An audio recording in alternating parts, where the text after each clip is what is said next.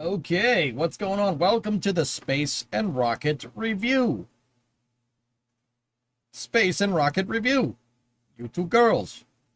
Tell your friends. Space and Rocket Review. You in the hat.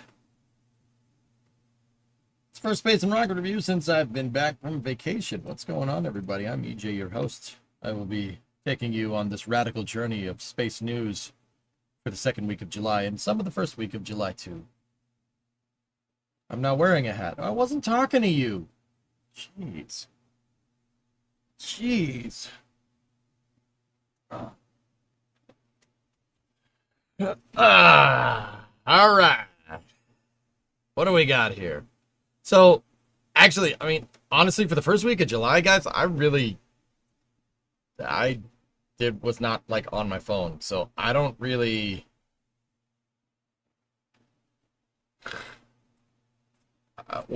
you guys tell me what was the news for the first week. I saw SpaceX was doing something with their transport stand.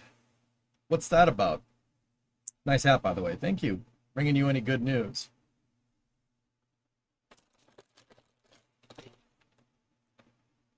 Cool Rocket Lab satellite factory video. Neat.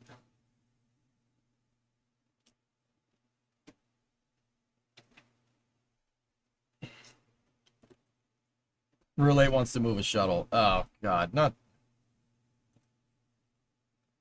If there's any B-roll in that dang freaking video, it's going to get flagged on. Or any B-roll music in this video, it's going to get flagged on YouTube. You missed a lot there. Static firing Ship 37 on the OLM. Huh.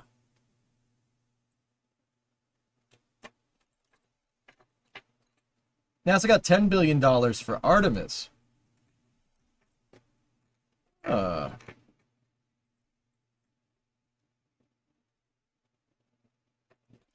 Did you all see that NSF launched a new channel? Oh yeah?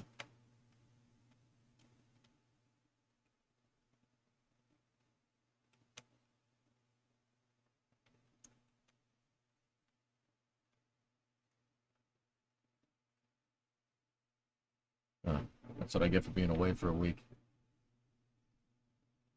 Introducing Breaking Space, NASA Spaceflight's brand new channel dedicated to rapid release explainers on everything space, happening around the world and beyond.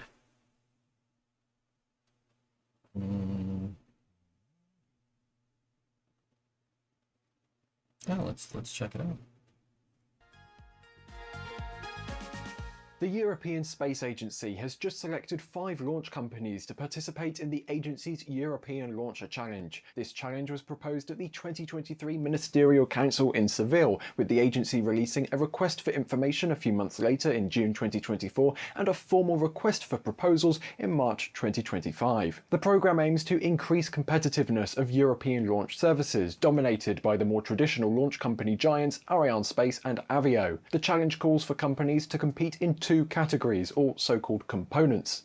Component A will be a launch services selection for ESA that should be performed in the period from 2026 to 2030. Component B will be a demonstration of a launch service capacity upgrade, including at least 1 flight demonstration of said upgraded launch capacity planned to be performed by 2028. The program has a 2-phase approach, with the first one having been completed just this week with the pre-selection of 5 companies: ESA Aerospace of Germany, Maya Space of France, Orbex of the United Kingdom, PLD Space of Spain, and Rocket Factory Augsburg of Germany. The agency says it selected the companies based on their technical maturity, business maturity, and sustainability, the institutional market planned to be served, as well as compliance to procurement rules. ESA has allotted a maximum of €169 million per challenger to cover the activities under both Component A and Component B of the challenge. If you've been following our channel for a while, you've probably heard of at least a few of these companies before. 3 of them have featured on our Europe's Future in Space series. That's PLD Space, Maya Space, and RFA. NSF has also provided live stream production services to ESA Aerospace. PLD Space is working on its Miura 5 small launch vehicle, which is intended to be reusable using propulsive landing. That vehicle won't initially be able to do that though, and will be upgraded in capacity to allow for propulsive landing. Perhaps that could allow PLD Space to meet the Component B requirement. The company is also working in parallel on its Miura Next family of medium and heavy lift launch vehicles, so that too could be in play as well. French company Maya Space is also working on a reusable small to medium lift launch vehicle called Maya, also featuring propulsive landing. The company has been working since 2022 on developing the rocket and is aiming for a first launch next year. The company, a subsidiary of Ariane Group, is making use of the Prometheus engine already in development to reach the launch pad quickly. During his interview on NSF's Europe's Future in Space series, company CEO Johan Lavoie said that the rocket would have margin for upgraded capacity in the future, reaching up to 4,000 kilograms to certain orbits. In the case of RFA, that company is working on its RFA-1 rocket, which came very close to being the first one to launch out of all 5 competitors. However, the rocket suffered an anomaly during static fire testing last year, which delayed its debut flight. However, RFA is quickly working towards another try later this year, so it may not be too long until we see the RFA. You see that? That's not great. That's not. One rocket back on the pad. British company Orbex is working on its prime small launch vehicle set to fly in the not too distant future. An interesting feature of this rocket is that instead of having inline tanks, the fuel and oxidizer tanks are coaxial with each other. That is, they're more like a cylinder inside a cylinder rather than one tank stacked on top of the other. Orbex announced late last year that it plans for a larger medium lift launch vehicle called Proxima, so that could probably go towards Component B as well. ESA Aerospace is working on its Spectrum rocket and is the only one of all the 5 companies to actually attempt an orbital flight. Spectrum is also the first rocket to attempt to reach orbit by using propane as its fuel. ESA have been a little bit more quiet about its future plans, so it's going to be interesting to see how the company tries to meet Component B of this challenge. The pre-selection of these 5 companies now allows... That's a lot of damn propane getting blown up right there, I tell you what, boy. For the start of Phase 2. In this second phase, the ESA countries that host these companies will negotiate with the companies with a firm timetable and funding that will be proposed at the next Ministerial Council set to take place later this year in Bremen, Germany. This means each host country will need to come up with part of the funding required for the challenge. It also means that in the case of Germany, with 2 companies operating from there, it's going to be interesting how the country decides to fund these companies once all the formal paperwork is complete. For now though, stay up to date on NSF socials and nasaspaceflight.com. I've been Ryan Caton for NSF. Thanks for watching and goodbye. Thank you, Ryan. That was actually pretty cool. They're doing little bite-sized segments of stuff. Maybe I'll ask. I'll be like, yo, let me get in. I'm kind of good at that. Am I right? Or am I wrong? Or am I left? That's right. That's left. Thanks, Ryan. You're welcome. You're also right. No, you're not. You're Edicus. Think someone would do that? Just go on the internet and tell lies? So I actually had that news teed up for Space News, but Ryan explained it probably better than I could. So it looks like the ESA is doing something akin to Commercial Orbital Transport Services. COTS program that NASA originally pioneered about 15 years ago. It's what gave us SpaceX and Antares, so Northrop Grumman by proxy. It gave us Falcon 9. Antares, those are, I'm quite fond of those. So now you yap too much. Now you don't yap enough, boy. Yeah. Oh, I'm tempted to just watch it, Phil. To be honest, I'm tempted to watch that. So all right, cool. Let's what's the new NF channel? Breaking Space, I think is what it's called. So when does it not get funded and end up being canceled? I give it a couple of years. Give it a couple of years. I like Ryan. He's good. Ryan's all right, man. There was an adapter. No. Sometimes I listen to you while I fall asleep. Sometimes it's the mistake of the day. Sorry. Whoa. All right, so Tori Bruno has this new shot. This is inside of the SPOC, the Spacecraft Processing and Operations Center. There, you're looking at a cell for Vulcan. That is a cool shot of the new off-vehicle integration cell at the VIF-A. Cool. Cool. Sweet. That's pretty cool. Yeah, that looks like an ex-SRB processing stool. The SPOC, the SPOC, used to be the solid rocket motor integration facility for the Titan program. So there was already cells for stacking SRBs in here. Now there's cells for Vulcan. That's actually super cool. Discovery, go at throttle up. Hey, Matt, 10-month resub.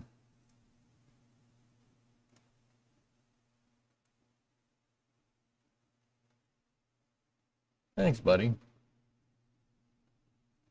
Vulcan SF-106 has started its launch campaign. All right, we'll check that out. The certified Vulcan rocket is reporting for duty. The launch campaign has commenced at Cape Canaveral for our next generation rocket's historic mission dedicated to the U.S. Space Force. At USSF-106, or I call it just SF-106, it's way easier, will use Vulcan's high-energy capabilities to launch 2 U.S. national security satellites directly into geosynchronous orbit more than 22,000 miles above Earth. Interesting. Now, speaking of ULA and Tori Bruno has a new podcast called The Burn Sequence. And,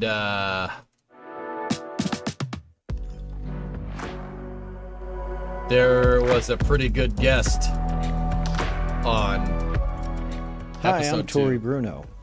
I've been a rocket scientist for 40 years, and I got to tell you that every single day has been an adventure.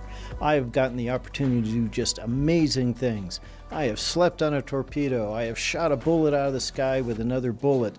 I have stood in the middle of Armageddon with all of its terrifying and awesome power. But I have also sent a spacecraft into orbit around the sun, the fastest human object in the universe, flying directly through the literal atmosphere of the sun.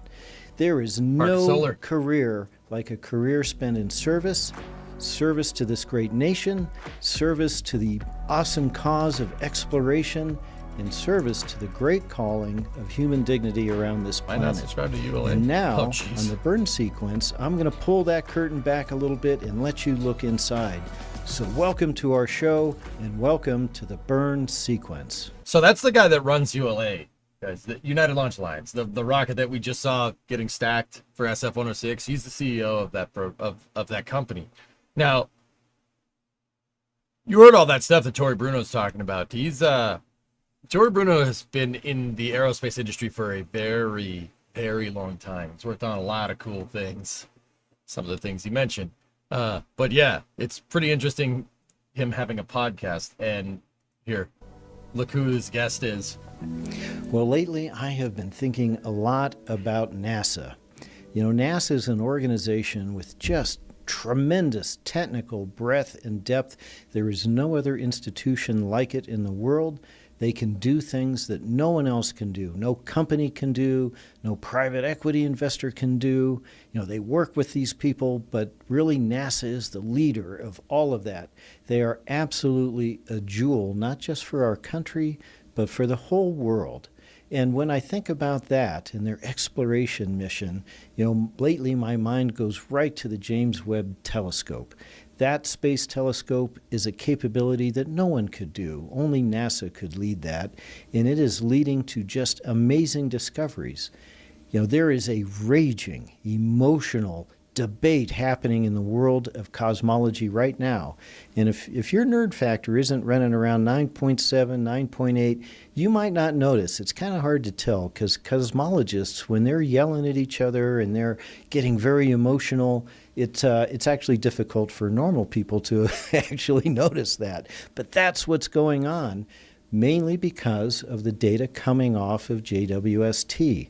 It is able to look backwards in time to the earliest earliest moments of the formation of our universe, and it's seeing things that our theories and our standard model of cosmology say shouldn't be there. And so that stimulated this huge debate. Is the age of the universe what we've always thought it was to be? Is the Hubble constant, which is the rate of expansion of our universe, is it a different rate? Have we gotten that wrong, or are we just measuring it wrong? Questions like this are being asked and debated. Is the homogeneity of the universe, is the isentropy of the universe fundamental assumptions in the standard model? Is that really true? Because we're seeing other features like massive voids and things that just would not be predicted. And God forbid, Einstein's cosmological constant, is that truly a fundamental physical constant of the universe?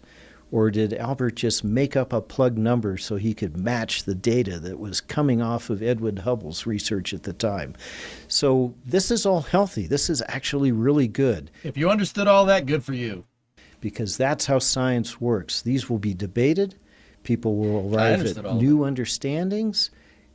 Consensus will be reached. And we will have a deeper understanding of our place in the universe as a result. All because NASA launched JWST and provided the astrophysicists and cosmologists with data to fuel these conversations and this deeper understanding. I also think about the way NASA builds bridges. There are countries that just have very little in common, or where they have interests, they're at odds on those interests, and they normally would not have productive or direct interactions with one another. But everybody sees the value in the inspiration of space, and over the years, NASA has brought those entities together in ways that no one else could do.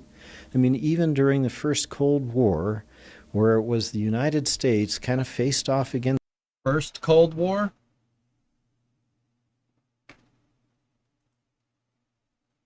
What?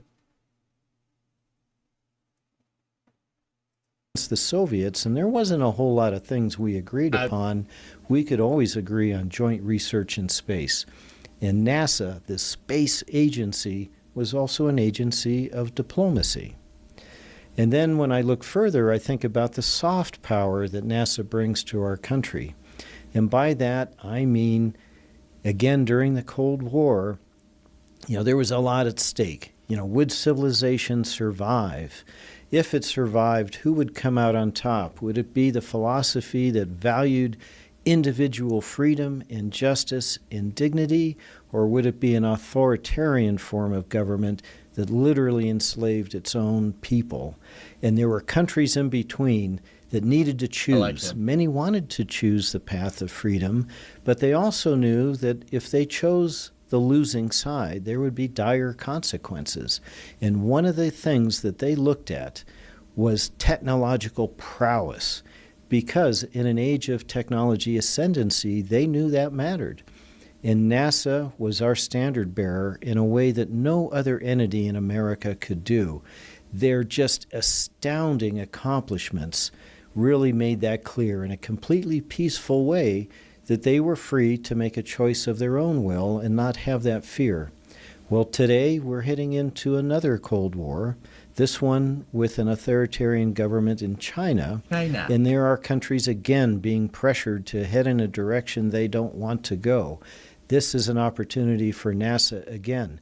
Even though there are new technologies on the floor, things like artificial intelligence and quantum computing, space remains the marquee because of its powerful symbolism, but also because of the tremendous resources, the imagination-defying abundance of rare earth metals and precious metals and other things that are in space. It is tremendously important. So the question for us now, is NASA up to it? Is NASA still relevant? Can they be that force for good and for freedom that it had been the first time around? And it turns out I have the perfect guest today to talk about that. We're going to welcome Jim Bridenstine onto the show, former NASA administrator, former congressman from Oklahoma, Navy veteran, fighter pilot. just a really great guy. And I can tell you, Mustache. besides all of those things on his resume, Jim is just a natural strategic thinker. He is an inspiring leader and just a wonderful person and a good friend. So I am very much looking forward to welcoming Jim Bridenstine onto the Burn Sequence. Jim, thank you for joining us on the Burn Sequence. Well, it's good to be here. Thanks for having me. Jim! All right, let's start in. I'm going to give you a The softball. freaking man! Okay. When did you first get interested in space? Well, I would say I didn't really start interest in space until later in my life. I grew up in wanting to be a pilot. Going back to my days in first grade, our teachers had us draw a picture of what we wanted to be when we grew up. I drew a picture of an airplane, and I had a picture of a guy there with a hat on. So in my view, in first grade, pilots wore hats. And I said, in the bottom, I said, I want to be a pilot. And I spelled it P-I-E-L-E-O-T. So that shows you, I knew how to spell pie. Yep. But so it's for whatever reason, I don't know what it is. I always wanted to be a pilot. And that kind of stuck with me through elementary school. And then the summer after fifth grade, the movie Top Gun came out. And that kind of just and I was worried. I was like, now everybody's going to want to be a pilot. I'll never be able to get to be a pilot. So that kind of stuck with me for my whole life. That same summer, my mom put me in and this is important for parents out there who are interested in maybe having their kids get involved in STEM. My parents put me in a 1-week summer camp where we got to play with a wind tunnel. Oh my gosh, how cool. Yeah, so summer after my This was fifth grade? fifth grade year. Oh man. And I understood what Bernoulli's theorem was, and I understood camber and aspect ratio and all these theories of flight. And then my dad would take me to the Carswell Air Show in Fort Worth. It just kind of was a thing all my life. And then I went to Rice University, and when I graduated, as I was getting ready to graduate, I was interviewing I'd majored in economics, business, and psychology. So I had 3 majors. None of them had anything to do with aerospace. But you know, I'm interviewing with like investment banking firms and consulting firms, and I've got some really good job offers. And I called my dad, and I'm like, I'm not interested. Like, this stuff doesn't get me going. Like, it's not what I want to do. My dad was like, well, what do you want to do? I'm like, it's the same thing I always wanted to do. I want to be a pilot. And he was like, well, I didn't send you to Rice to tell me you want to be a pilot. So his advice was go talk to the recruiter. And so I went through the process. Of course, the movie Top Gun encouraged me towards the Navy, and I got accepted into officer candidate school and flight school and all those things, and off we went. So aviation has always been in my blood. Then eventually I ran for Congress, and in Congress, what I recognized pretty quickly is that a lot of congressmen are lawyers. Yeah. And so they Go figure. Yeah. Lawmakers, lawyers. Right. Yeah. So that when you start talking about technical things, and look, I was a pilot, but I wasn't an engineer. But when you start talking about technical things, they lose interest quickly. And so I realized I could have an influence there in significant ways because of my background in the Navy and having fought in Iraq and Afghanistan. And then that first year I was in Congress, Oklahoma got smashed by a tornado, killed dozens of people, hit an elementary school, children were killed. It was awful.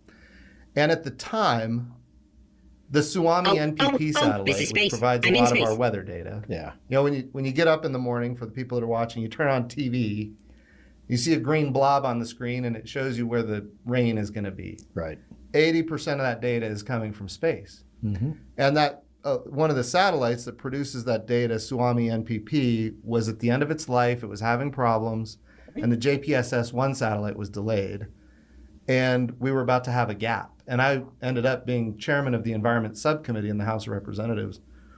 So all of a sudden, I start delving into this issue because every year, my constituents get killed in tornadoes. Yeah. So it was all of a sudden, whether I wanted to be involved in space or not, I'm now involved in space. So we put together a number of different options to try to mitigate the gap. Commercial data buys for GPS radio occultation. Sure. Some other things. And that kind of started me down this path of space. But I was also on the Armed Services Committee. The national security implications of space as a Navy pilot are significant.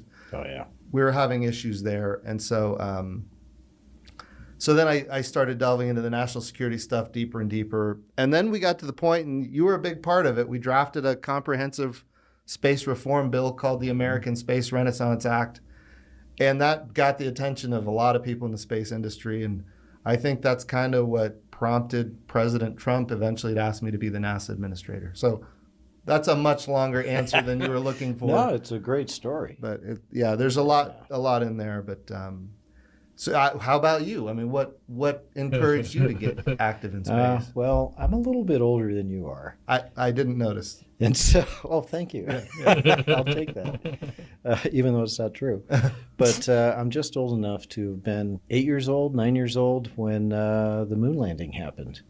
And, I remember sitting cross-legged on the floor, in front of the black and white TV. We went to a neighbor's house because they had a bigger TV than we did, and they had better reception. There you go. And I was just captivated, and I was kind of locked in from that moment forward. Yeah. And so that's what got me. But, I got to ask you, so, is it harder to land on a carrier, or was it harder to land a rover on Mars? Oh, that's interesting. So as far as flying, like the rover is all autonomous when it now make no mistake, there's amazing people that put all that together, and I am not one of them. But you can just judge based on the elation. It's crazy, they get one little blip, a signal on a screen, and everybody just goes crazy. and as the NASA administrator, you're watching that and you're realizing how much of their lives they've put into getting that one little blip on the screen. And then when I was the NASA administrator, Spirit and Opportunity were great rovers. And I was the NASA administrator when Opportunity finally died. And I went out, and it was like a funeral. It was devastating to the great folks at the JPL. And it had already lived way past its design life. Like 15 years past. It was an amazing rover. It was like that here. So first off, brownie points for talking about spacecraft we launched. Okay, good. There you go. But yeah, people were people became emotionally attached. Yeah, and just to be clear, there's only one company that's ever launched anything that landed on Mars, and it's ULA. And I don't know, you've done it 9 times, something like that at this point? Yeah, over 9, 20 different objects, 20 missions, if we count the things that orbited Mars. Yeah, Mars is ours. Everybody talks about Mars and what's going to happen in the future. People forget today, right now, we've got stuff on Mars doing stunning discovery. We're looking for life in river deltas that have been long dry. Yeah. And all of that is compliments of ULA's stunning achievement of success. Oh, well, thank you. Yeah. What would you pick? The one thing that was the coolest thing you got to do as administrator? Oh, man. EM2.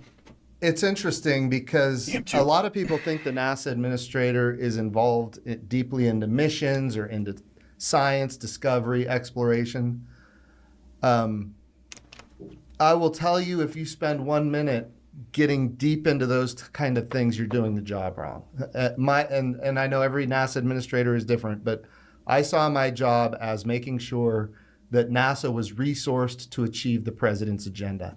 That's it. And so to do that, you're working with the Office of Management and Budget, the Office of Science and Technology Policy, the National Space Council, the National Security Council, the Vice President's office, the President's office, and you're trying to get everybody aligned. You've heard what the President has said, you've seen the space policy directives, and you're trying to get a budget that reflects those objectives.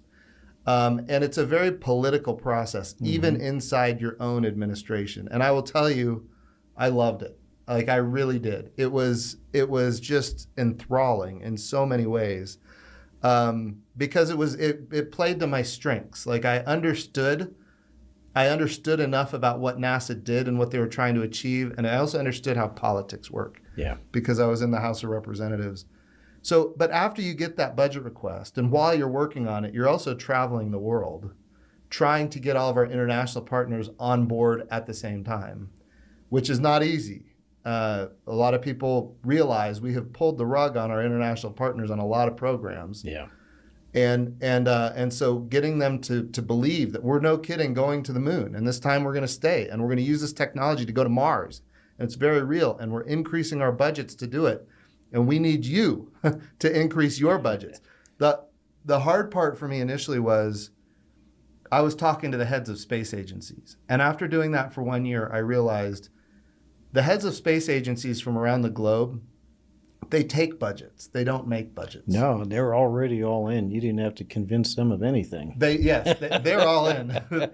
So the second year, I said, okay, no more heads of space age. I want to talk to ministers of finance. I need to talk to prime ministers, ministers of finance, the people who can set forth a budget that is commensurate with what we're trying to achieve with our international and our commercial partners. And then we had real success. And so I think all of that, I loved all of that. I would also say, after you get the international partners on board and you get a president's budget request that reflects the priorities, that's when it starts. Because now you've got to go sell it to 435 members of the House and 100 senators. So I was doing town halls. Look, I was appointed by President Trump, and I was doing town halls with Speaker Pelosi in California. I remember that. On Women's Equality Day. Yeah, we were going to the moon with the first woman. Speaker Pelosi was very supportive of that. We called the program Artemis, the goddess of the moon. And so all of those things are very, they're important for the country. They're important for the globe. President Trump was, all in, and then you had international partners jumping in behind us and getting Congress on board. Again, I did town halls with Republicans and Democrats across the country. And when COVID hit, this is interesting, Tori, I was able to do more town halls with members of Congress. Because you could do it online. I had the same experience. Yeah, it was crazy. I was building far more consensus in the time of COVID than I could when there wasn't COVID, which I thought was not anticipated, but still amazing. So anyway, those are some of my highlights. Yeah. Well, I got to tell you, I thought you were amazing. Well, thank you. I personally worked with 3 administrators, and each of you were very different and brought the skills that were needed at the right time. I worked with Mike Griffin. Yep. I think you know Mike very well. Smartest guy. Smartest guy, rocket scientist, very technical, return to flight, the guy that we needed then. Yep. Charlie, astronaut, he's wonderful. And we needed you when you were administrator. And I'll tell you, I never told you this, but, I used to go on the Hill a lot. You know that. Yep. Yeah, mostly just to let people know what's going on and answer questions, that kind of thing. I always look forward to coming to your office because, as you point out, a lot of members are not as interested in the technical stuff. And we were, back there because we were developing a new rocket and we were doing. Didn't mention Bill Nelson. Interesting. Missions were important to people, and so they wanted to be statused on that stuff by, the launch company, which is all rocket science, which, they, bless their hearts, they wanted to know, but it was hard to hold their attention. Yeah. And I go, I get to go see Jim. He loves this stuff. I do. I was kind of and just, I loved it when you can't, because I would learn. Like, that's how, as a member of Congress, you bring in experts and CEOs from companies that are doing amazing things. Those meetings, like, there's a lot of meetings you get from across your constituency. Yeah, of course. And a lot of them you take because you have to. But whenever you came, it was I just loved it because I'd learned so much. And by the way, your hearings, you were not shy in those hearings about telling members of Congress exactly what they needed to hear. Transitioning to, for example, the EELV program at the time, now NSSL program. I remember being stunned when members of Congress were telling you that we need you to keep the Delta IV Heavy going, but we also need it to be commercial. And I remember you saying, you can't do both. If you want us to be competitive commercially, we got to do something else. And interestingly, they would fight you on it. And they wanted both ends of, they wanted the Delta IV Heavy, but they also wanted you to compete commercially. And most people come into Congress and tell them what they want to hear, you were very firm and direct and said, that's not going to work for us, and we will retire the Delta IV Heavy. And I was kind of surprised because that's not what you get from a lot of people. What we need now more than ever in the space industry in general are truth tellers. We got a lot of people that will tell whoever, whatever they want to hear, knowing full well that it's not true, that it's not achievable, that it's going to go way over cost, can't be done. But it's what somebody wants to hear, and so they go along with it. And you always told the truth, and I was grateful for that. Thank you. I appreciate that. I never felt that I was a good lobbyist, and at least in the way people think lobbyists work, where you go in and you convince them of some partisan position. I always felt like, what I'm going to be better at is just explaining these complicated things and trying to be as honest as I can. Yep. So that's how I approached it. I think, Jim, that you were a very inspirational leader as the head of NASA. You talked about making NASA work and getting NASA the resources it required and all those big policy things. But you just had a way of making these missions so relatable and so inspirational. You didn't just capture heads of finance. You got the whole country, really the whole world, inspired about NASA again and that broader space mission. I really admired you for that. It's interesting. I would tease inside the NASA headquarters, win the crowd, win the freedom. I don't know if you watched the movie Gladiator. If you win the crowd, you'll win your freedom. And I would say, look, if we win the crowd, we'll win the budget. We've got to do stunning things. People need to know that America is back. We're going to do big things. We're going to the moon. We're going to Mars. American greatness is going to be reestablished, but you got to win the crowd. And so we worked hard on that. We did social media really strongly. Every chance I got, I would go on TV and explain why we were doing what we were doing. But it was a lot of fun. It was tiring trying to do it while you're traveling and visiting all the NASA centers and all the congressional districts and internationally. But I'll tell you, like I said, it was enthralling. I loved it. It was hard. I was younger then, had more hair then. It was stressful, but I think we ended up in a pretty good spot at the end. I will tell you, I've been terribly disappointed with the flattened NASA budgets over the last 5 years. Oh, yes. 25% inflation and a flat NASA budget. What does that do? It crushes momentum. It makes our international partners concerned. We've got to get that back, and I know we see from members of Congress, and I think we're going to see the administration, support a lot of what Congress is doing in the reconciliation bill to get those budgets back where they need to be. Well, I hope so, because I feel the same way. I think there are people out there who just don't appreciate the tremendous breadth and depth that NASA has, that the missions that no one else could do but NASA, no one.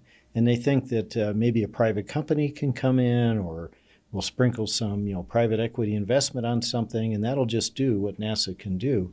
I don't believe that, and I wonder how you feel about it. So I think it's a mix. I think there are things that can and should be commercialized. And I know you feel the same way with how we do commercial crew to the International Space Station. Yeah, absolutely. We're excited about Vulcan being certified for that eventually, and Starliner being ready to fly again, and all those things I think are critically important. But I think in any scenario, if you're going to buy a service instead of hardware, which I think is the direction a lot of things are going now, given the commercial capabilities that are out there. If you're going to buy a service instead of hardware, you have to have multiple providers. They have to compete on cost and innovation and safety. By the way, you can tell me better than I know, how many successful flights has ULA had in a row? Oh, I guess we're 165. And we're going to knock on some wood as we say this. But that's a stunning achievement in itself. And so, we need people competing on cost and innovation and safety. We need multiple providers, and those providers need to go get customers that are not always NASA.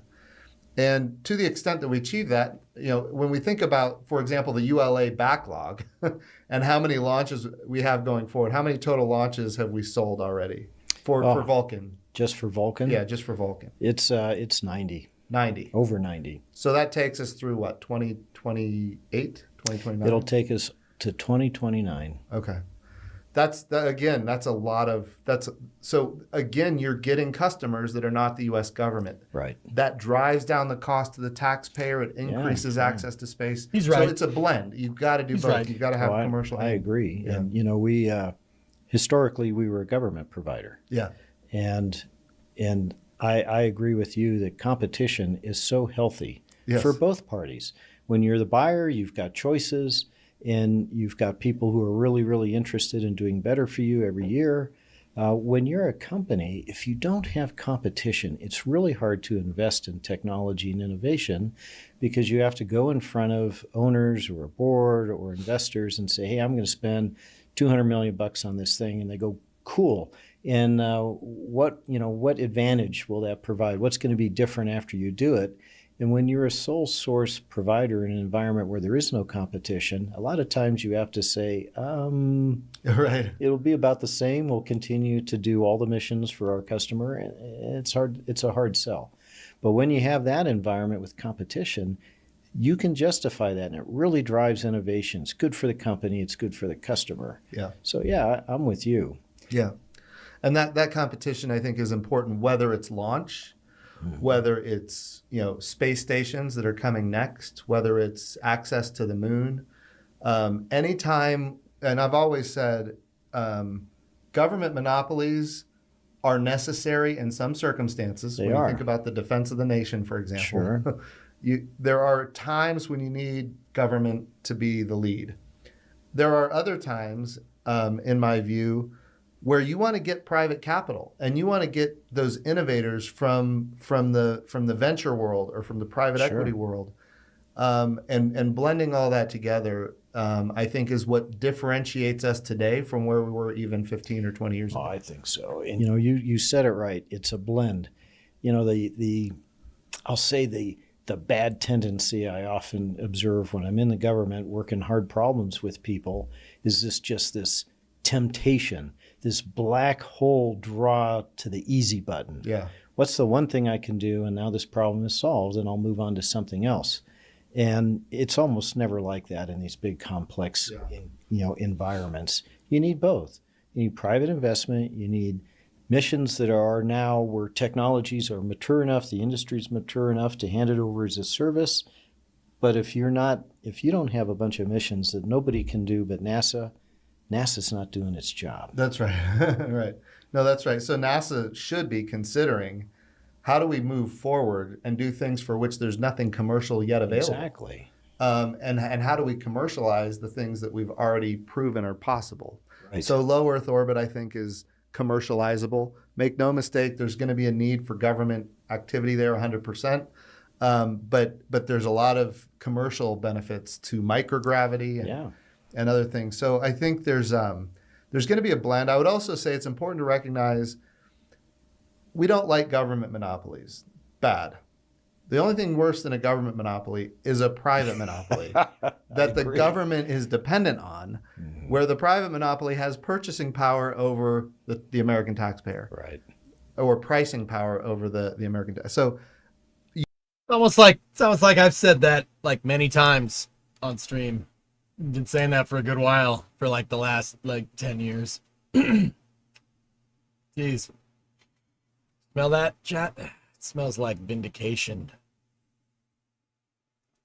in all circumstances, when it comes to space, when it comes to national security, when it comes to these important missions, the government has to play a role. But it's also true, we have got to figure out how to bring more innovation in, and that's happening every day, and we're seeing it more and more. Well, it's the great power of our system that countries like China and like Russia don't have. That's right. That government private industry partnership where we can bring in that innovation, those crazy ideas that are not directed downwards in a control economy like we see over there.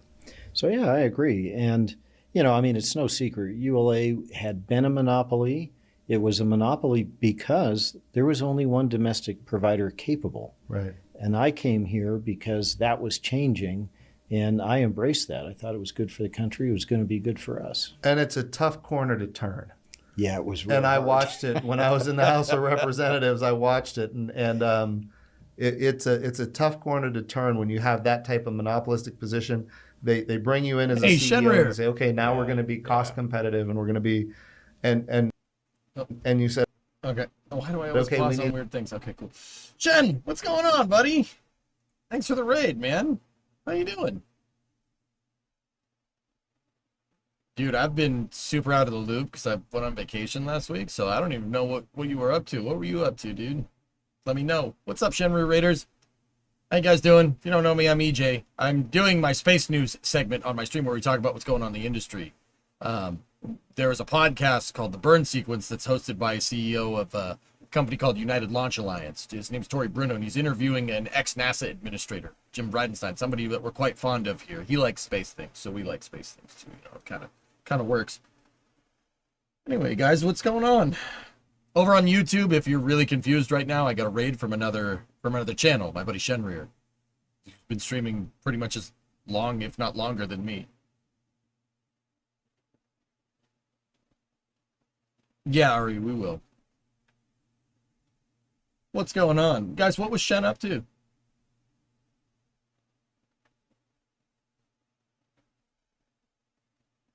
They're much more competitive on the inside than you might think. Clodrick, we're not, the China thing isn't to mock them. I just think that's funny. So, try again. Good, was wondering what the heck was a rocket review. It's my space news segment. Daily space news segment.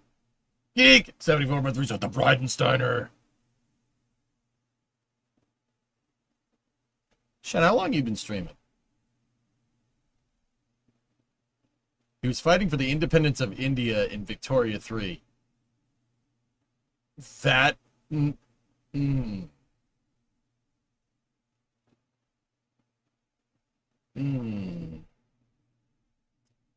that probably was a hard one. Did you succeed? 2013? Yeah, dude, I started streaming in December of 2012, so I'm right there with you, man. We've both been streaming about the same amount of time. We've been coming to the same party for the last 12 years, and that is in no way sad.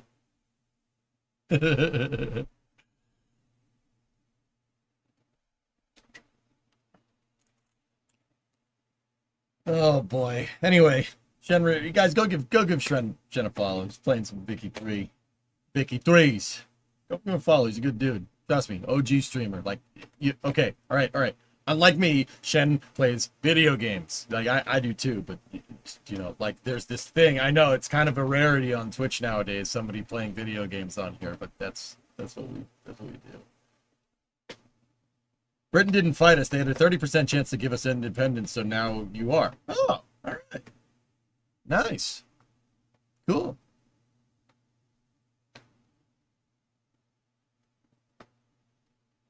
Cool. Awesome, man. Well, it's good to see you, dude. Thanks for raiding me, man. I appreciate it.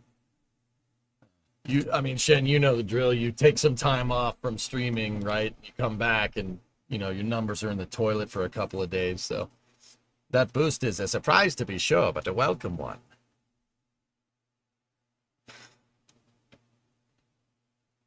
Got it, right? Right?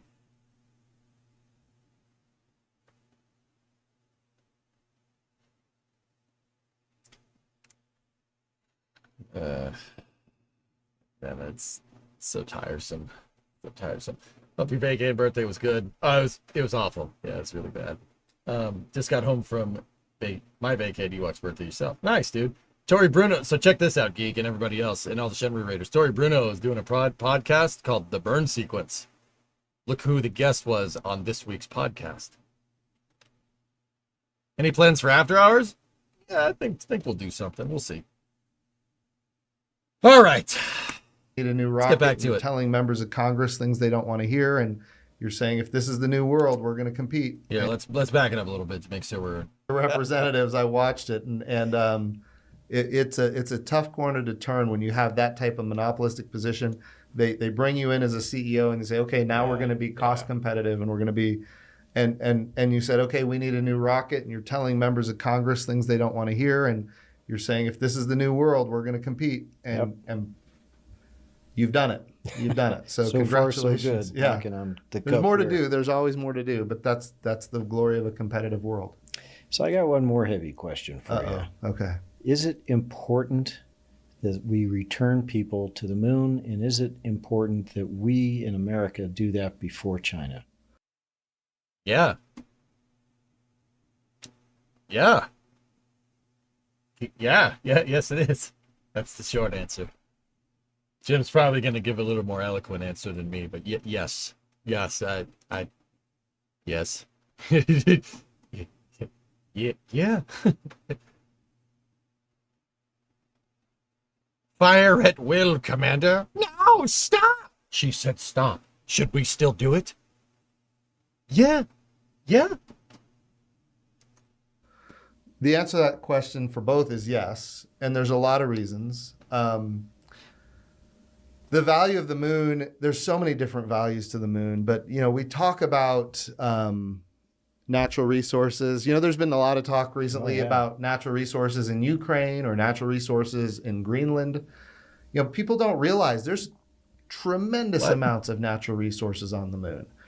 Rare earth metals, although in this case they'd be rare lunar metals, platinum group metals. Yeah. These are, in most cases, we're talking about asteroid impacts. Right. The challenge with the Earth, Helium-3. Helium-3. Helium-3. Exactly. And we need to do a whole show on that maybe in the future. That'd be fun. Yeah, yeah. Jimmy. You're probably one of the only podcasters that can probably delve into the technology behind all of that. So that will be fun. Jim, and by the way, call I me. want to be on that podcast because Call me. you, not the other way around, just so you're aware. But when we think about the Earth, rarely does something impact the Earth from space because we've got a thick atmosphere. When something does impact the Earth, we've got this active geology. Yep, geology eats it up, and something that impacted the Earth 1 billion or 2 billion years ago is now in trace amounts if you can find it at all. Right. And the moon doesn't have an atmosphere. It's being pelted all the time. I'll figure it the out. Lunar Reconnaissance Orbiter, as it's going around the moon, we're looking at new images all the time. And you go over the same spot twice, and it never looks the same. Yeah. Launched that one too, by the way. There you go. Go ULA. So the Lunar Reconnaissance Orbiter is evidence that the moon is constantly being pelted. Right. And the Earth and the moon are I'm assisted, in so space. we're flying through the same space at the same time. And when we go through an asteroid field, we go together, and those asteroids don't hit the Earth; they hit the moon. That's where the rare lunar metals would come from, platinum group metals. And so I think it's important for us to recognize we could find large deposits there. Now, are we too early to go out and grab them and bring them home? Yes, but we didn't create the CLIPS program for no reason, Commercial Lunar Payload Services.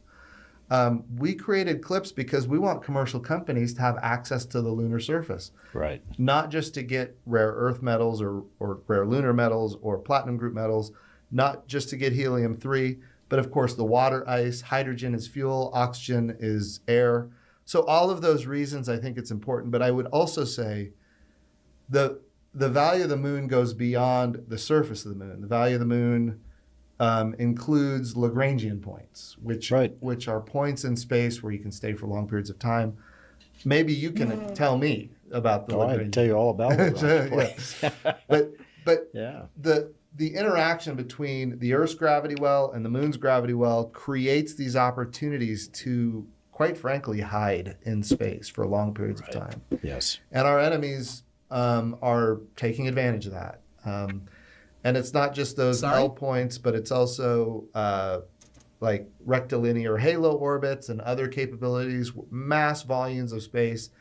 In space, we need sensors, we need communication capability, we need navigation capability, and we need it in deep space around these very, a lot of tension right now on Iran. Yes.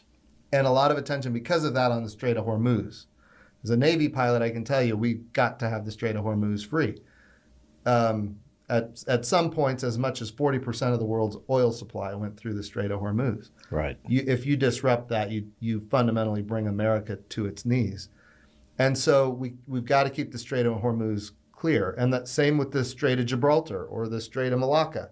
Like, as a Navy guy, these are very important to me. Dang, Malacca. But when we think about the future, these L points, these Lagrangian points in space, are going to be very similar. Yes. We have got to know what's going on there. We've got to make sure that we have not just knowledge of what's going on there, but we've got to be able to assess intentions and respond if necessary. Look, if you can attack from above, you can attack without warning. And Right. Chance Saltzman very adeptly put forth the theory of competitive endurance.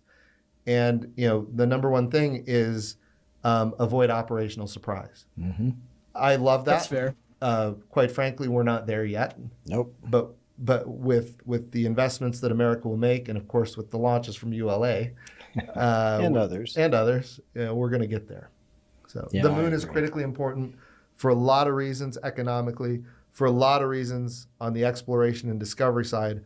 But I would say overwhelmingly it's important for national security and defense. Oh, I agree. And what an opportunity also for humanity. The abundance of natural resources on the moon and the near-Earth objects just outside the moon's orbit are imagination defying. The history of conflict on this planet is completely dominated by competition for resources. And here is wealth beyond anyone's wildest dreams. Yeah. And if we allow an authoritarian government, for example, to control that opportunity is denied humanity. That's right. So there's a bigger picture here. Yeah. Can I bring up something that you're... So like maybe we should do that instead of talking about it. Like maybe we should do it. Maybe we should like do that or something. If it's so important, like maybe we should be doing like more of that.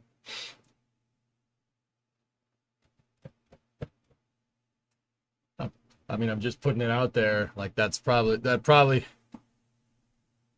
be a good idea.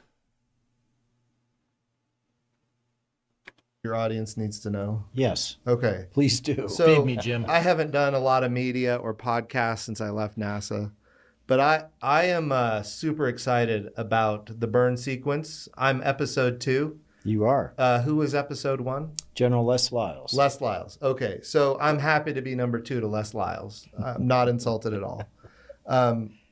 But if it was anybody else, it'd be a problem. But I would say I love this cup. It is just so everybody can, I don't know if you can zoom in on this or not, but it's a picture of a dude on a horse with a cowboy hat and a lot of fire behind him coming out of a rocket. And one thing that I appreciated when I was the NASA administrator, and I got lots of comments on it, whenever we would come down for a launch, a ULA launch, whether it was, Parker Solar Probe or something else, Ingenuity, Perseverance, whatever it was, we would always tool around the rocket with your cowboy hard hat.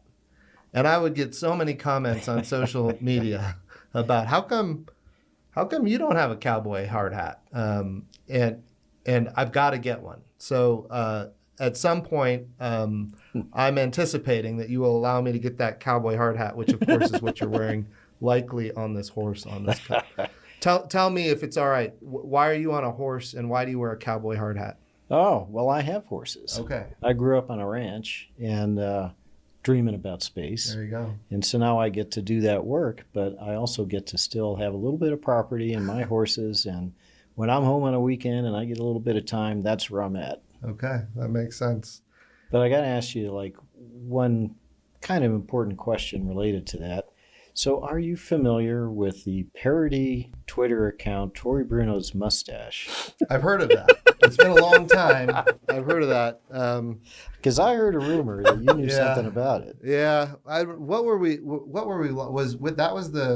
Was that the Perseverance launch, I think? Yeah, probably. It was COVID. That's why I had the big handlebar mustache. Yep. It was, yeah, no kidding. COVID. That's the challenge with Perseverance. Mars 2020. Mars and Earth are on the same side of the sun once every 26 months. Right. And so it doesn't matter if COVID hits, you still got to launch. Right. And that was a challenging time because everybody was shutting down everything, all of our suppliers, and we still had to deliver Perseverance and get it launched. ULA was tremendous in all that. You guys got it done. It worked. I would also say, that whole mustache thing. I remember because we took off our masks. Mm-hmm. We took off our masks, and you had this massive handlebar mustache, which I had never seen before. And one of my social media guys at NASA created a Tory Bruno's mustache account, and we'll just say it was a pretty popular account. Yes, it was. And Tory Bruno's mustache had quite a personality. So I think he may have had more followers than I did at one point. that very well could be. It was gaining quickly. I got to move to the lightning Okay, round. lightning round. I'm going to offer you two things. You got to pick one. Oh, You no. can explain why if you want to, but you don't have to. Mm-hmm. So you ready? Mm-hmm. All right. Kirk or Spock? Oh, Barf the Mog. I'm a fan of Spaceballs. Barf the Mog is my favorite character. He's half man, he's half dog. Yes, I love Bart. He's his own best friend. He's his own best friend. Yep. So I don't know if that probably doesn't count. I'd go with Kirk. Kirk is the leader of the Starship Enterprise. Amazing leader. Well, who else But- would a fighter pilot choose? Yeah, but I will tell you, you've really, I mean, there is no character in all of sci-fi like Barf the Mog. So That he's- is very true. Yeah. All right. Teddy Roosevelt or JFK? Discovery, go at throttle up. Oh my goodness. So I got to go JFK, and I'm going to tell you why.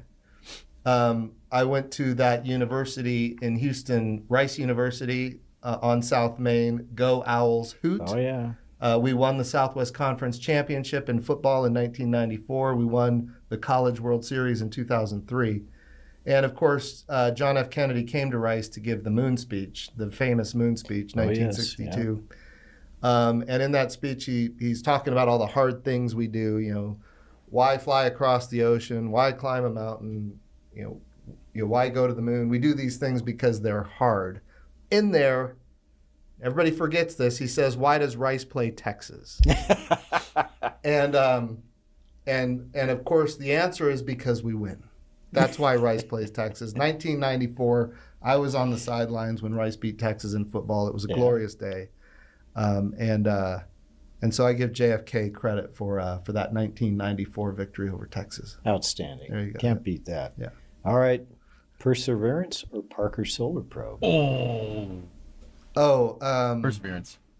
I'm gonna go with Perseverance. Yeah. Yeah. You know, I really think there's so much going on Mars that is going to be transformational how we view ourselves. I know it's lightning round, but I got to pause here.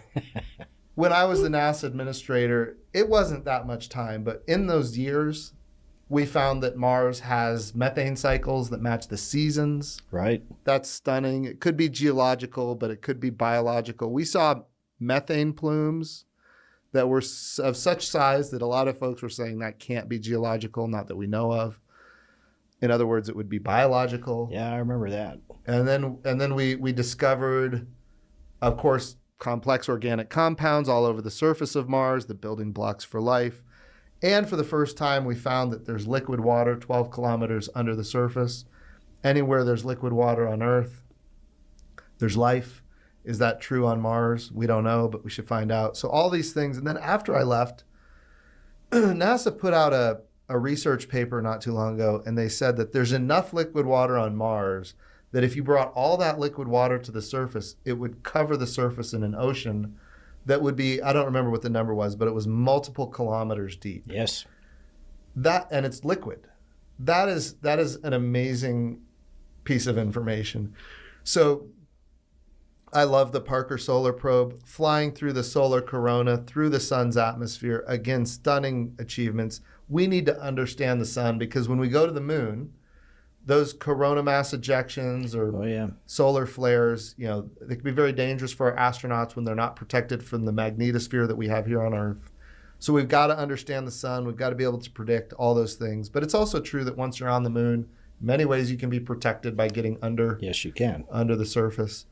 But all that to say, I think if we make a discovery on Mars that I think is possible we could make, it will forever change how we see space exploration. And I think the NASA budget and other budgets are going to go through the roof. Because people are going to want to know, okay, well, if there's life on the planet that's closest to us, Yeah. what else is out there? Then you start looking at the moons of Jupiter and the moons of Saturn. There's lots of opportunity for life out there. A watershed moment in human history. Watershed, there you go. Yeah. Exactly. Got it. Well, we'll make sure that Nikki Fox does not see this episode. Right. Or the version we send to her. We'll dub over you. Alexis will come in and say, Parker Solar Probe. There you go. Some AI function. All right. Okay. Delta IV Heavy or Vulcan?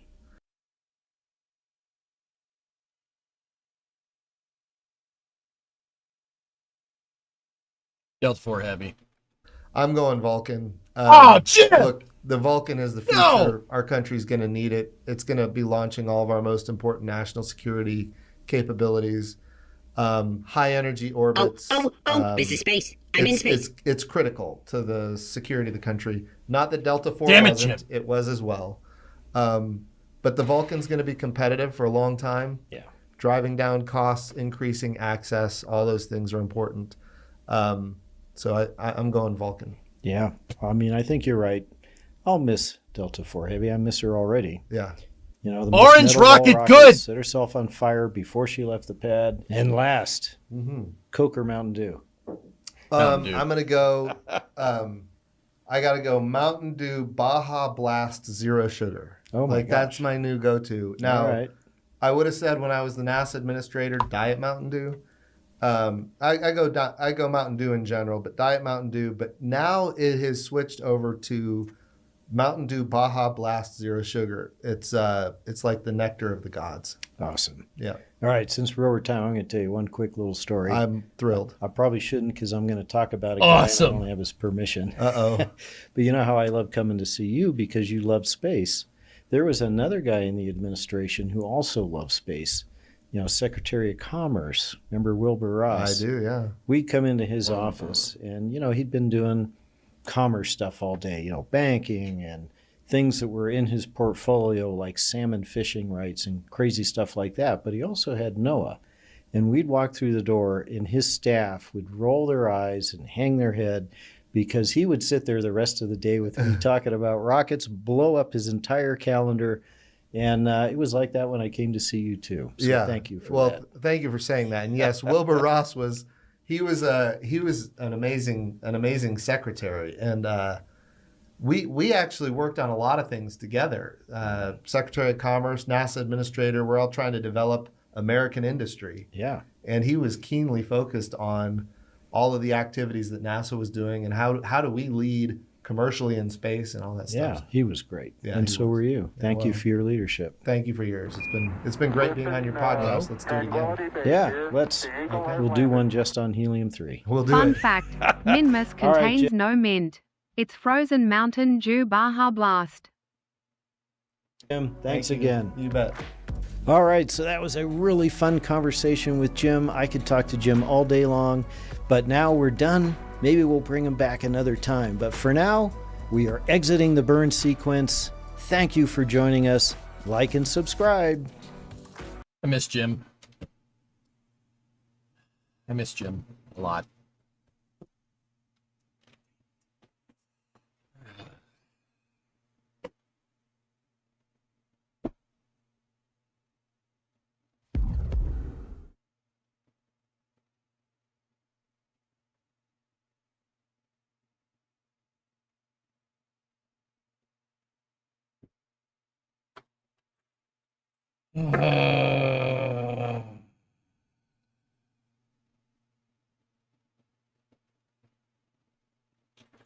I mean, guys, like, it's not out of the realm of possibility that Jim could be a NASA administrator again. Like, there's nothing saying that you can't. It's really up to the big guy up there, up at the White House, to really want that to happen. But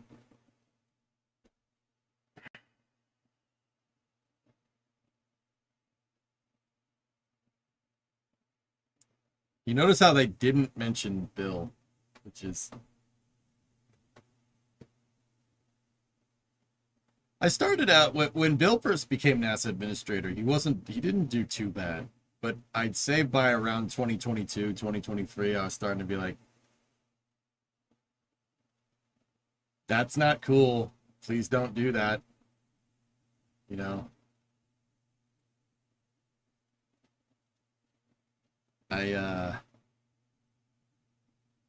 yeah. Yeah, I would say that canceling MSR and replacing it with a planning committee for MSR and then giving them millions of dollars was a strategic misstep. And then canceling Viper, also a strategic misstep. We're still dealing with the repercussions of that. Laying off like 400 people at JPL, like right after COVID, that was also uncool. Canceling Chandra, that was also not cool either. Yeah, that was also wrong. Yeah, that was not cool. Yeah, there's a lot of things that made me feel like there was a bit of Jim or Tori feeling out the other for Jim working for ULA. Yeah, maybe. I don't know. Well, Jim was clearly at Tori Bruno's office for a reason, dude, so.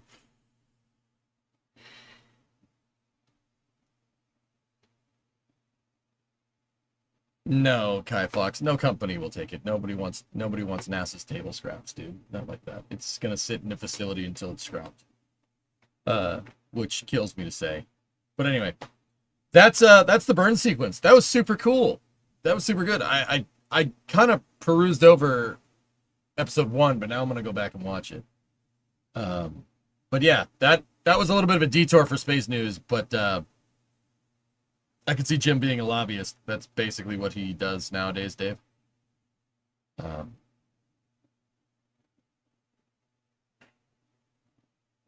I would call canceling MSR for an MSR committee money laundering. Yeah, I would. Yeah, or embezzlement. Yeah, that's pretty uncool.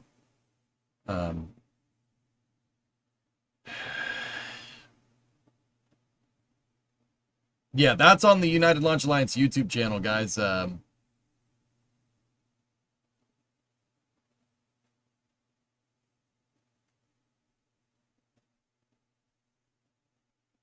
Not very cash money, but the burn sequence is, so that's super cool. I'll let you guys know when episode 3 comes out. I'm back. Are you going to end the stream soon? No? Do you want me to end the stream soon?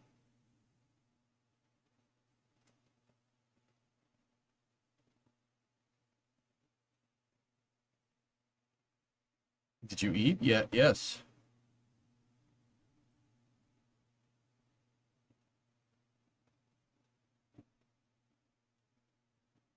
No, I was just asking just to make sure. Okay, I'll keep going then. Anyway, we got an update here from Blue. Let's see what we got here.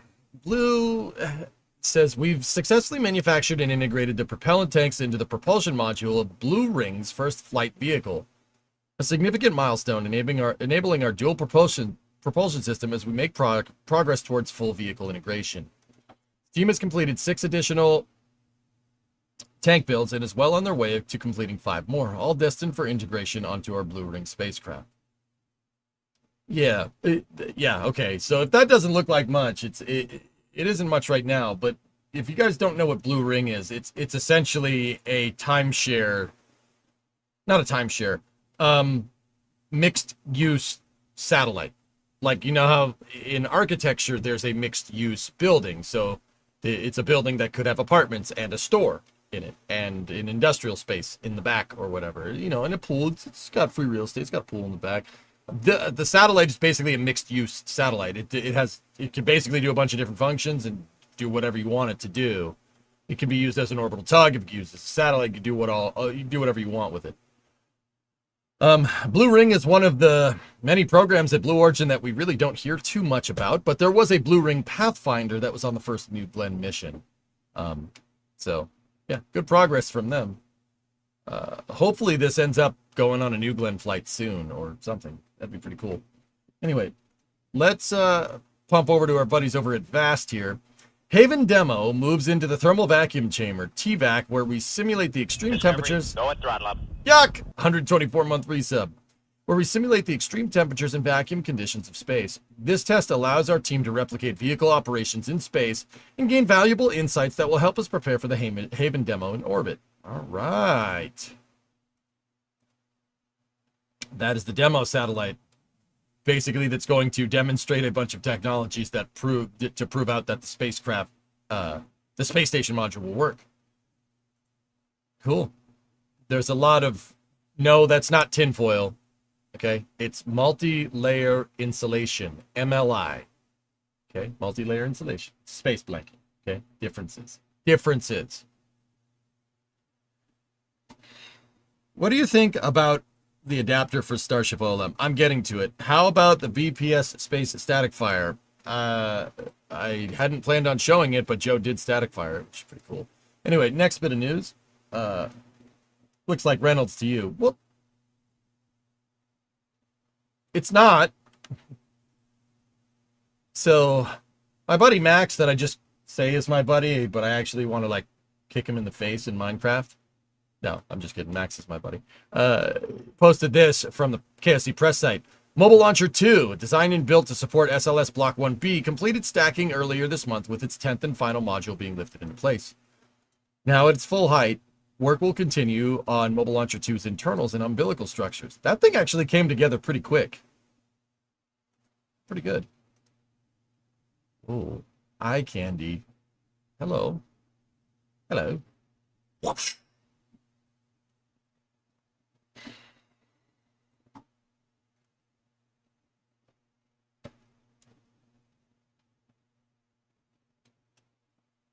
Let's see the close-up of it.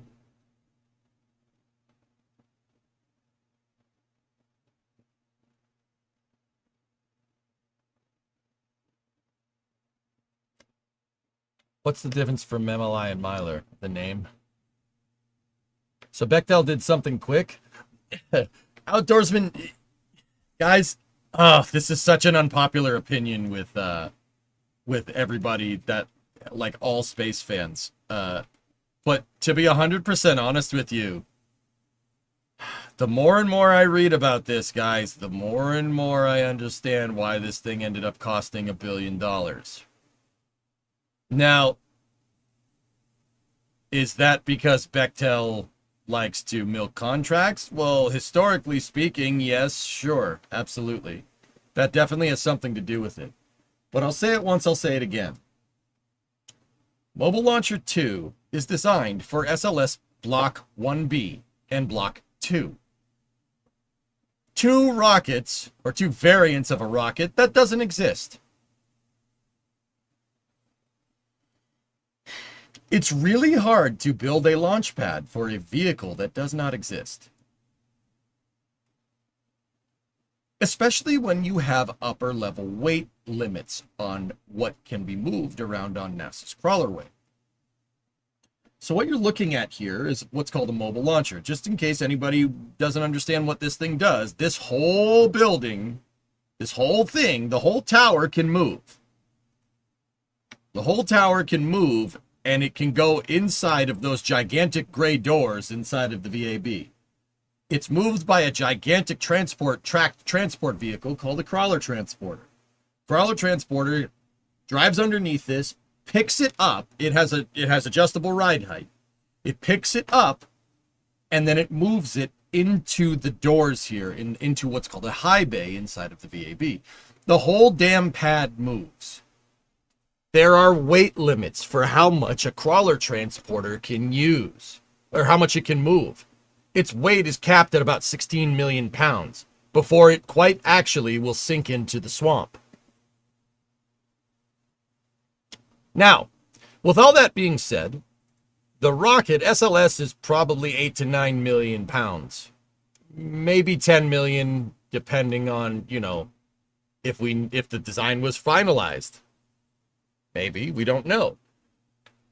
So that leaves you a very finite margin of building a launch pad that's designed to withstand 35 meganewtons of thrust, more than a Saturn V, right? and also be one of the most launch one of the most complicated vehicles around. Remember, the mobile launcher needs all the paraphernalia for launching the core stage and the SRBs, 4 shuttle engines, and then you have your ground umbilical carrier plate, has-gas lines, EUSU, the European the exploration upper stage umbilicals, exploration upper stage vent lines, crew access arm, OSA adapter, USA adapter, their vehicle stabilization system.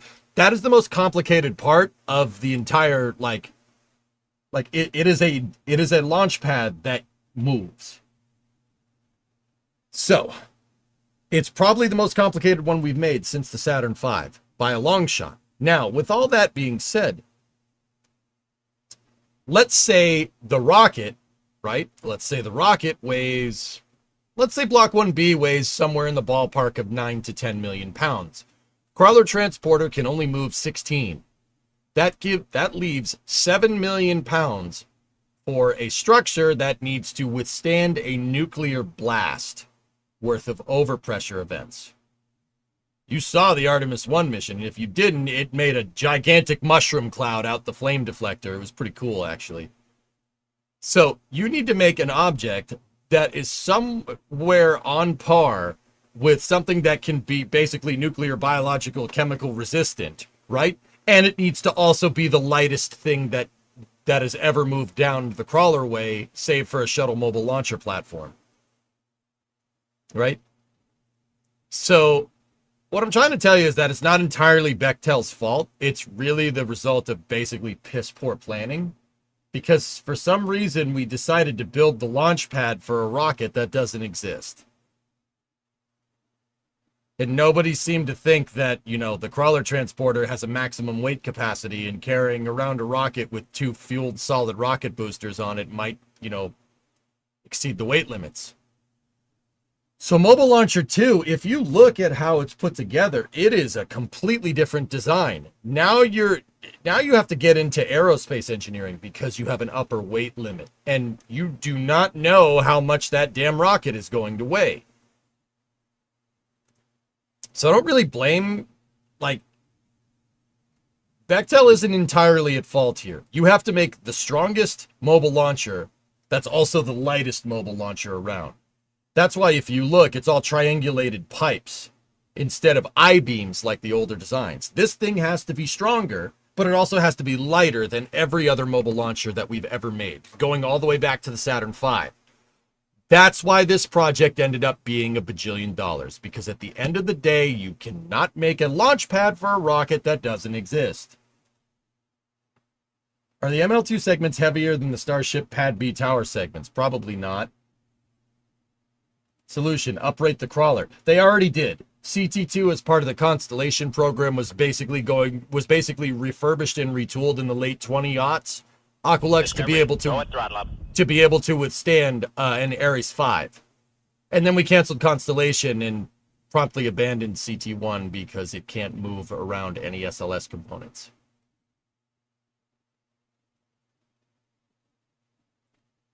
The more you know. They already did that. Uprate it again. You can't. It'll fall through the crawlerway, dude. The crawlerway was made with an upper limit of 16 million pounds. That was enough. The Apollo engineers thought that would be more than enough to move like a Saturn or a Nova rocket or even that Class 1 rocket that we were talking about. It would have been enough to move all that, but the thing about solid rocket boosters is that each one of those segments, guys, is like 250 tons. You heard that right. Solid rocket boosters are extremely heavy and really difficult to move around.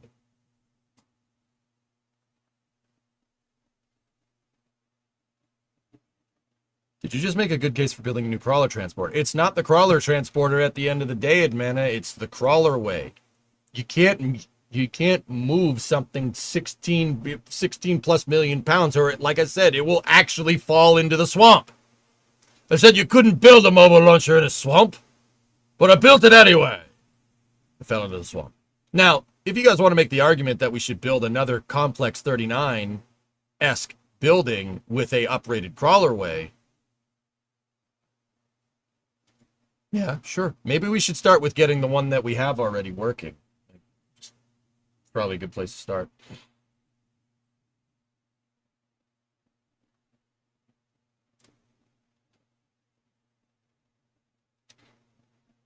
So the crawler road was not designed with solid rockets in mind.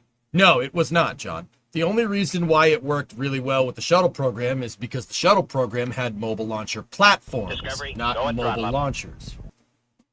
It had MLPs. Hey, Martin, Tier 1 6 months in advance, dude. Thank you very much. That helps me out something fierce, dude. Take care. Yeah, you too. So the shuttle mobile launchers didn't have this big tower segment on it, and solids were okay because that thing is heavy, but solids were also heavy, and it actually pushed. It ended up being about the same. That's moving a Saturn V. It was a really easy thing to just switch over to because the shuttle couldn't have a service structure on the mobile launcher. The reason why is because the shuttle, well, I don't know if you guys remember a shuttle stack. There's a big, gigantic 60-ton space plane hanging off of the side. And because of this, the shuttle actually skewed off the pad a little bit. Like when it goes to launch, because the engines were on one side and how force gets distributed tangent or cosine to the force of gravity, right? The shuttle will translate a little bit. It'll go a little sideways off the pad. True story. So you couldn't put a service structure behind the dang thing, or else it would tip it on the way up. That's why they moved the service structure to the left of the shuttle instead of behind it like it was on the Saturn V's. Actually, what NASA did in the late 70s was cut up the tower from the mobile launcher and just place it on the pad. That's basically what they did to retool for the shuttle. But yeah, the Apollo engineers didn't take into account that you might need to move something fueled out of there because the Apollo engineers, frankly, von Braun didn't like solid rocket boosters. So the Apollo stuff was quite literally designed to move an empty booster because you'd fuel it out on the pad. Oh. Mama. So based. Dude, Von Braun knew what he was doing, man. Like, you could say whatever you want about that guy, and you'd probably be right, but god damn was he a good systems engineer. Dude, the guy, like, knew it cold. Like, to a level that's frankly ridiculous. Like, the way the proverbial puzzle pieces of the Apollo program fit together so well was entirely due to that man right there. And I'm not trying to make any other point like, oh, I get his history. I know where he came from. I understand that. But the rocket engineering is so goddamn good, dude. It's so good. The Apollo fit together like a finely tuned... The Apollo rockets fit together like a finely tuned machine. Like perfect mechanical synthesis. It's unbelievable how well that stuff fits together. Crawlerway limits are a PSI limit. Spread it over an extra pair of crawler bogies, and maybe the max weight you can move goals again. Nope. Not gonna work. You crush the rocks, remember? Not gonna work that way, dude. There's a wear item on the crawlerway. You crush the Tennessee River rock. That's what absorbs all the load. Putting another set of tracks on is not gonna do anything. You're just gonna drag the last bit of tracks in the mud, man. Fit together like paper and a paperclip. Yeah. Like, this architecture is so well thought out. It's unbelievable. Didn't Apollo have an issue with square and circle attachment issues? Yeah, it did, but that was on Apollo 13, Matt Strat, and I don't think the original engineering took into account that somebody might drop the oxygen tank and then put it in the vehicle and crack the Teflon seal and then just not tell anybody about it. Those fittings were never designed to fit together because I don't think they were taking into account the actual CSM blowing up. You know, what they had to do was use the life support systems from the LEM on Apollo 13 because the O2 tanks exploded on the CSM. So they had to jerry-rig the life support systems on the LEM to work for the CSM as well. And that's where they ran into fitting problems. After that, NASA standardized a lot of fittings on things because reasons. You saw the movie. Did you, though?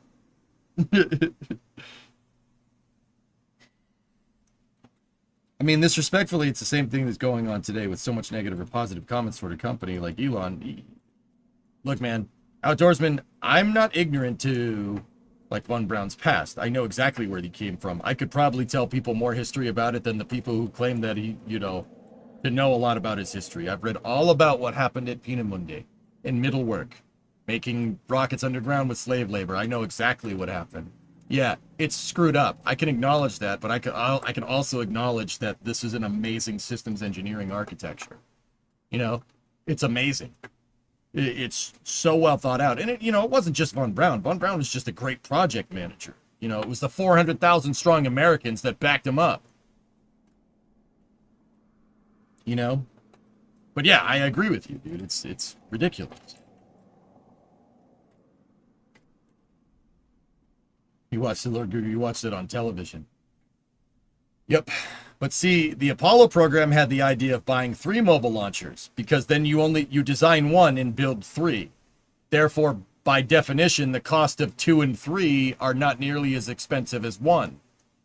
Because development's going to take the same amount of time and cost the same amount of money no matter how many of these you build. If you build more of them, you're dealing with straight mat cost and labor costs then on. So what I'm trying to say is that this is all fine and dandy. We should build more. But anyway, yeah, good stuff, dudes. That's great. I'm happy they got ML2 stacked. I really wish the rocket it was designed to launch existed. That would be quite good. Speaking of GSE that is existing, check this out. We're going to head over to Complex 14, a little ways south of Complex 39. This is coming from Stoke. Stoke Aerospace is building out, they're refurbishing and building out Launch Complex 14 for their Nova rocket. It looks like they got a lot of concrete poured there. If you notice, there's the pedestal for the rockets up here, and the deflector is down here, and it looks like they got a preliminary fixed service structure going on there. It's like certain people refuse to learn about economies of scale. Yeah, I don't understand it, man. Of course, Outdoorsman. They look stoked. They look pretty happy. And that, I must say, dude, that's a pretty big flame trench, man. I like this part up here. That part's pretty cool.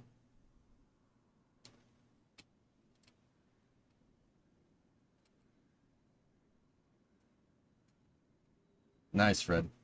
Nice. You think of that one? There needs to be an old Ford truck in this picture. All right, what do we have? What kind of construction equipment do we see? You just think of that one? All right, so it looks like we got a torch, acetylene torch over there. There's a crawler crane right here. Looks like a Toyota Camry over there, or Honda Civic. I don't know. I don't care. Doesn't matter. Not construction equipment. There's a truck over there, but it's a Chevy. Got a couple of JCB excavator right there. A couple of generators, an SX-180 lift, and then there's a pumper truck over there. That's a concrete pumper. That thing's pretty cool. It's pretty hefty. Pumper trucks are sick. That's probably the truck that they use to pour the concrete in the forms here. Stoke sweep incoming. Like I said, that's a pretty wide trench, man. That's a Mack? What do we got there? Yes, it is. Actually, are you sure? It might be a Freightliner. I don't know, Guy. You know trucks better than I do. And then we got basically the car equivalent of AI Slop, a crossover SUV that has no character and no soul, and is quite literally the Borg of automobiles. What? It's a Mack? Or so what is it, Anthem? Got a couple of toilets, but those aren't construction vehicles. Wrong roof for a freight shaker. Now, fellas, quick questions here. What are these things for? 1, 2, 3. Oh, that's got to be a lightning arrestor. Those are lightning towers. That's what those are there for. There's gonna be lightning towers around this thing. I really, really, really hope there's one behind the SX-180. Or yes, there is. Okay, I can see the form right there. If they were going with a 3-tower system, I would be very upset. Look at them tanks. Whoever did that must have been a hell of an operator. It's probably crooked. It's probably crooked. And then back there, you can see their integration facility being built, which is pretty sick. Cool. Stoke's making pretty good progress. I'd say this pad is still, at the very least, probably 6 months out. But that's cool to see another pad getting some love down at the Cape. Pretty awesome, man. Okay, and now the moment you've all been waiting for. Actually, there is a Rocket Lab video here. I'm kind of interested in this. It's talking about Rocket Lab building satellites. Let's see what it's got. I'm the Chief Operating Officer at Rocket Lab. It's almost hard to believe how much work goes into building a satellite. A satellite that you see back there has 66 different harnesses, multiple systems, star tracker, solar panels, propulsion system, all these different elements that all have to come together. My name is Anita Becerra, and I'm the Senior Supervisor of Space Systems Production. I have a highly skilled team that allows us to produce spacecraft at scale. What's great about Rocket Lab is that everything is made in-house. So we have things like our reaction wheels, radios, some harnessing, all of those things are made by Rocket Lab, and it allows them to reach our work cells quicker. I mean, vertical integration is certainly something that differentiates us from a lot of our competitors. I often refer to us being a company that is getting the raw material rolled into the one side of the door, and on the other side of the door, beautiful. Look at that, chat. See that? Pretty maids all in a row. What? No, I'm not talking about that. I can't believe you've never been cow tipping before. I want the one on the left. She's perfect. Rockets and beautiful spacecrafts leave our building. Oh, look at the Curie. That was sick. I'm a Senior Integration and Test Lead at Rocket Lab. So we've taken a panel approach to building spacecraft, which essentially means that we're broken down the spacecraft into smaller parts and we're building and testing it in pieces. It also allows us to swap panels between spacecraft. So if we have one panel that fails or has an issue, we can just pull in another right away. Interchangeable parts! Move a lot faster. What really helps us if you build a lot of the components in-house, that you can really look at your system from a holistic perspective. If we just look at the satellites, hey, BARDA re-entry vehicles. We intentionally designed the satellite what up? to an ideal stage, knowing what. Did you see that lady walking by? Hold on, let me back that up. See the lady walking by? She's like, look yo. At the satellites behind us. We intentionally designed the satellite She's like, hey, what to up? an ideal stage, It's like, hey, knowing all right. what components are going to be added to the satellite. So we optimize not only the satellite, we optimize the components, so we optimize the entire system. And that also allows us to be much faster on the market because we control everything in-house. This is where our spacecraft build begins. So we have piece parts that we receive. They go through an incoming inspection and they get assembled to a completed structure frame assembly. We have reaction wheels, PPUs, comms plates, and these are all the different sides of the spacecraft that get assembled in this area, and then they get physically integrated into the actual structural frame assembly. We put the first couple of panels on, and that's where we integrate a lot of the bulkier avionics components, and then we hand it off to engineering where they perform a lot of their tests. Yeah, so the INT team's job is the last piece in the flow. We're really the last group that gets to touch the satellite and make sure that everything is working before it goes out the door. So we're doing a lot of the little checks along the way and helping build those up with production. And then at the end, doing the big system level test showing that the whole system works together. Ultrasonic I think the biggest challenge is just moving fast. You're more likely to make mistakes or forget things or miscommunication between teams. And so we've really tried to build in those daily tag ups, very clear work instructions, and very clear processes for this program to make sure that we all know what's going on. And if you're unsure, you know who to ask. The pure talent that is here within Rocket Lab is absolutely mind-blowing. We're not just building spacecraft. Pressure vessels. We're really redefining the space industry. So by having a very high vertical integrated approach, having the best people in the industry and outside the industry getting together, and also being absolutely dedicated every single day, that really makes the difference. And that allows us to grow faster than others. Hey, look, guys, COPVs. 1, 2, 3, 4. that allows Well, us look to at the be little, more look at the little RCS. It's so small. Look at the little competitive. reaction. It's so Certainly tiny. 100% mission success. That's what we all tell our people internally. What that means is that everybody who is doing something within our company, from a design, from a building perspective, we always have the highest standard of quality that we apply to whatever we do. So we test the individual components, we test subsystems, and we test the entire system to just make sure that we always have 100% mission success. Pretty cool video. Good stuff. All right. I don't know about you guys. I like seeing satellite assembly lines. Those are pretty neat. Hopefully they don't drop them. Yeah. Yeah, we probably don't want that. Okay. So, the moment you've all been waiting for. Starship news. You guys did give me a bunch of links for what's going on with Starship here. I think we'll start with this here. So this picture is coming from Starship Gazer. And it's a picture of one of the Starship transport stands getting some heavy modifications done to it. Now, I'll tell you what.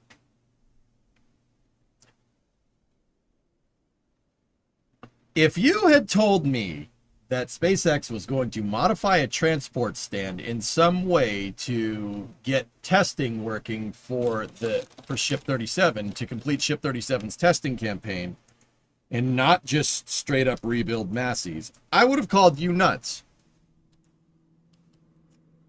A couple of weeks ago, when Ship 36 exploded on the test stand, I said it won't take too long to rebuild Massey's, and they are making good progress on it, for what it's worth. What I didn't realize is that SpaceX, just how crazy SpaceX actually can be. They took the Starship transport stand. The thing is basically designed to just move starships around. And they are modifying it. They are modifying it to be a static fire stand. Now, the running theory is that they're adding plates and stuff to this thing to put it on top of the first Starship pad, orbital launch mount, and conduct some type of crazy static fire from a Starship on the orbital launch mount.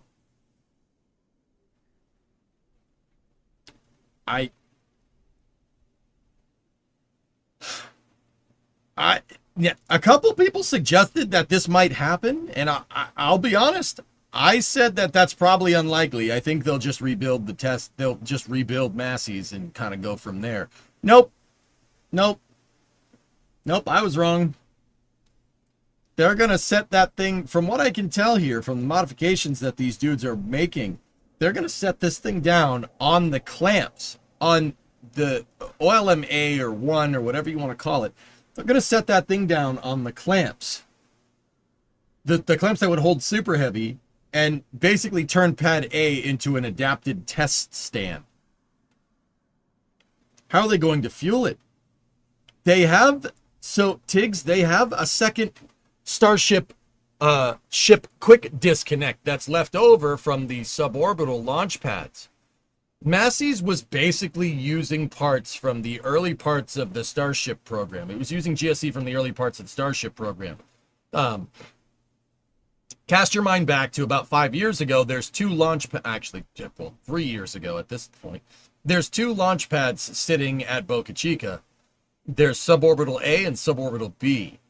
SpaceX ended up scrapping both of those pads to build, orbital pad B or pad 2 or whatever you want to call it. And basically, SpaceX had a spare ship quick disconnect. So the running theory right now, and keep in mind, guys, I've been out of the loop, so you tell me.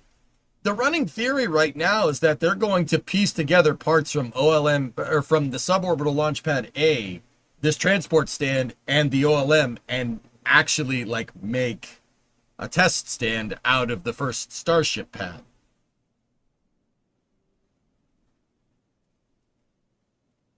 Is this not a Vegas put it all on black level gamble? Sean, that's a good question. SpaceX took out a ship quick disconnect from Mega Bay 2, which will be used for it. There you go.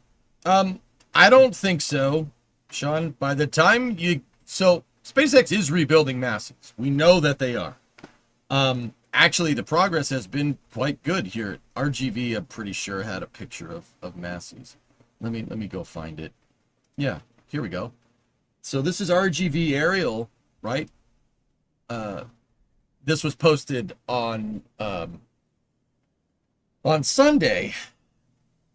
This is what I was telling you guys about. Look, Massey's is already starting to get cleaned up, dude. Just get the bulldozer out there and start moving stuff.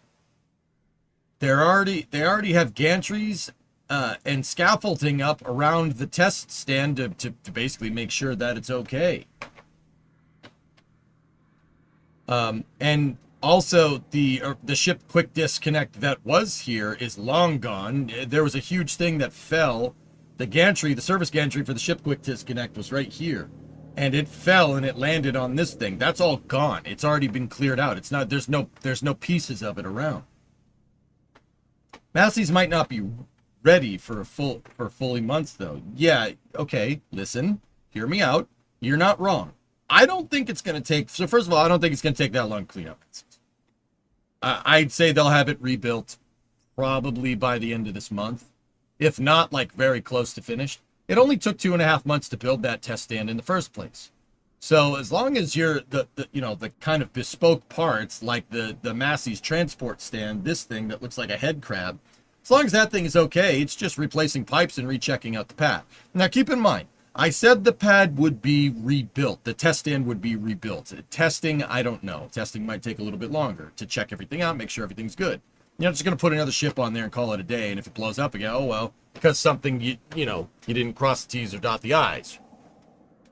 SpaceX, that's probably not a good enough timeline for SpaceX, so they are modifying a Starship transport stand and going to have it be on the pad. Now, I don't think this is a gamble. I really don't. Massey's will be up and running more sooner rather than later, but SpaceX has to keep cadence up. The thing is that when it's all said and done, by the time Pad A is basically retooled for this test fire, I'm pretty sure Pad B will be operational. I'm pretty sure it'll be good to go.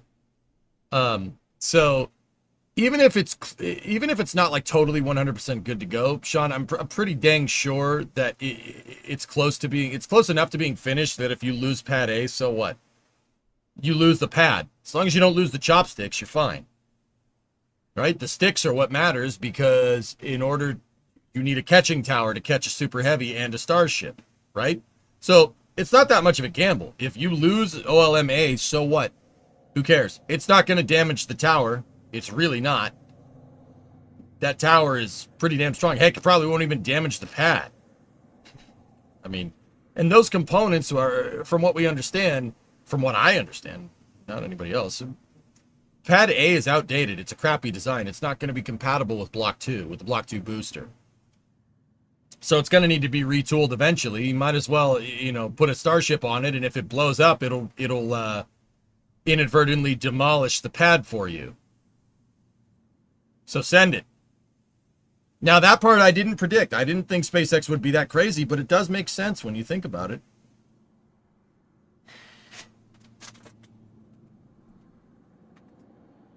So, yeah, of course it's a gamble to an extent, but it's an old transport stand that for a Block 2 booster, right? It's an old pad that's frankly for a Block 1 booster and Block 2 ship, or old transport stand for a Block 2 ship, right? The pad is for an old style booster. We'll say a Block 2 booster, right? Who cares? Send it. Send it, baby. I did not predict that. I thought they would just rebuild Massey's and call it a day. But Pad A is on its way out. That's no secret. It can't launch the newer versions of Starship, the V3. Can't launch those. So they're going to have to remodel it anyway. And worst case scenario, a Starship does it for you when it blows up on the pad. The Pad AOLM withstood the Booster 7 backfire. Yep. Yep, that's right.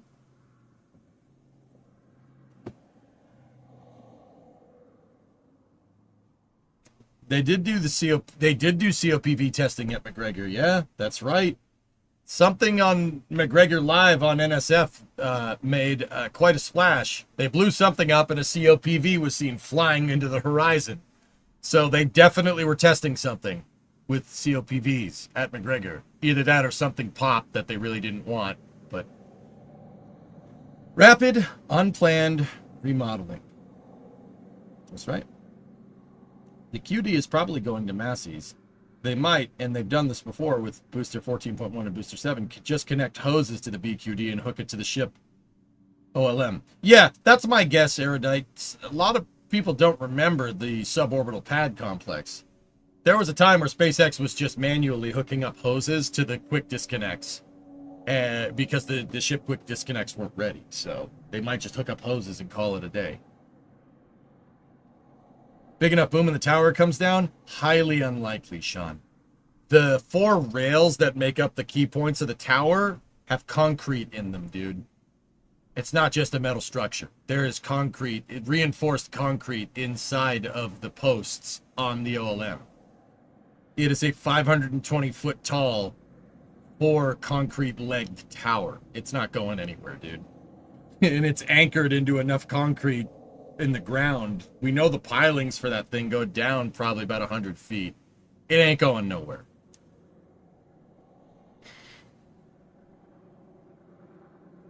Must connect the Jose's. So, yeah, that seems to be what's going on. SpaceX seems to be redoing an old Starship transport stand to make a kind of bespoke static fire testing stand on Pad A at Boca Chica, which is... that's a vibe.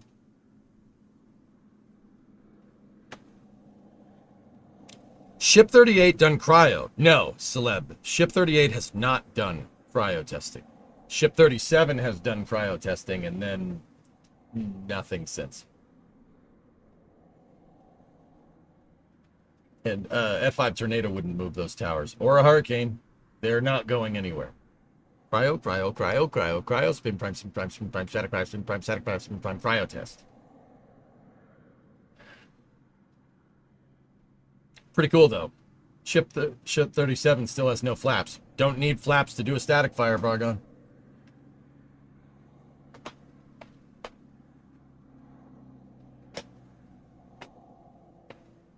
They've tested the nitrogen farm in Massey, so they might resume cryo testing from Massey sooner rather than later. Sure. Like I said, guys, this is pretty good progress for a week and a half. There was a lot more stuff on the ground over here than when this picture was taken. In fact, I'm wondering if RGV has a picture, like a before and after picture.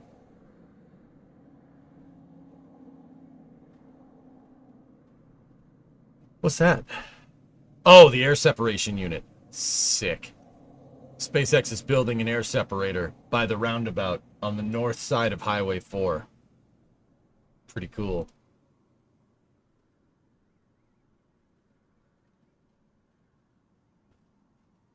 Wondering if RGB has a picture.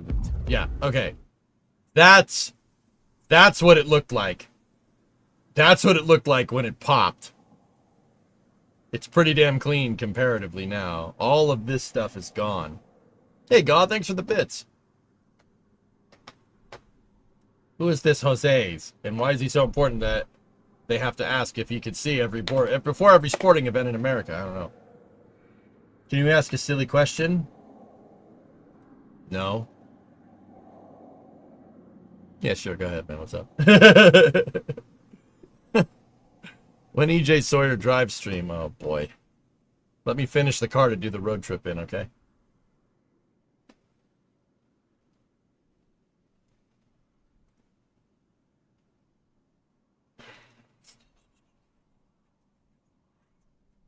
Let me see if I can get a shot. Full pad. Now, meanwhile, check this out. RGV also has a shot of pad 2, which is their pad B, that pad or whatever. It's got a little ways to go, but that's looking pretty damn complete, guys. I just did, thanks. Oh. You can ask another one if you want. 2B East. Well, it'd be West, because pad 2B West. That's what we're calling it from now on, Foz. I was just calling it that pad. This pad is the one that's over there. That pad is right there. Can we call the pad Frank? Sure. That's, you know what? That's what I'm calling OLM. That's what I'm calling pad 1 and pad 2. I'm going to call them pad 1A and 2B. Yeah. Yeah. Yeah. I'm just going to find the most annoying way to call it that, and yeah, we'll call it a day. 2B or not 2B? No. I'm going to call it 2B. That isn't the question. That's a statement.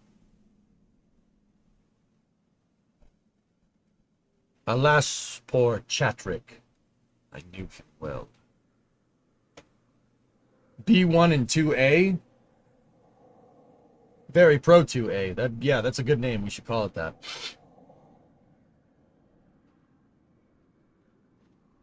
What? I'm talking about launch pads. Don't look at me like that.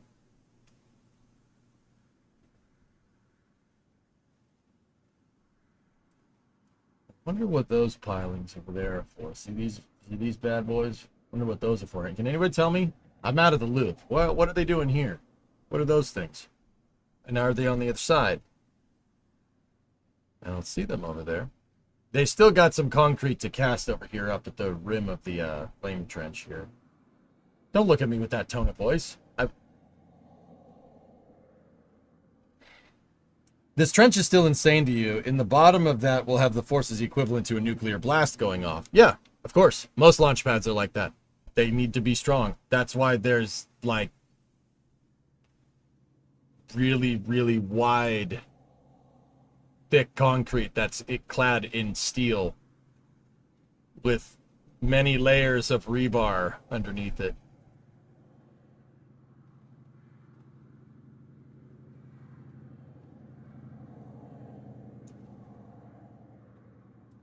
So, interesting thing of note here, there's some HVAC systems installed, meaning there's something that requires climate controlled in here. See the tubes? Tube. Interesting. You can see where the booster quick disconnect will be. Oh yeah, there's going to be one here and there's going to be one there. Okay. I love pad 2B. I like it.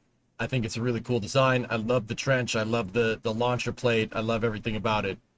I hate that one of the quick disconnects is quite actually hanging off the side of the vehicle. I hate that.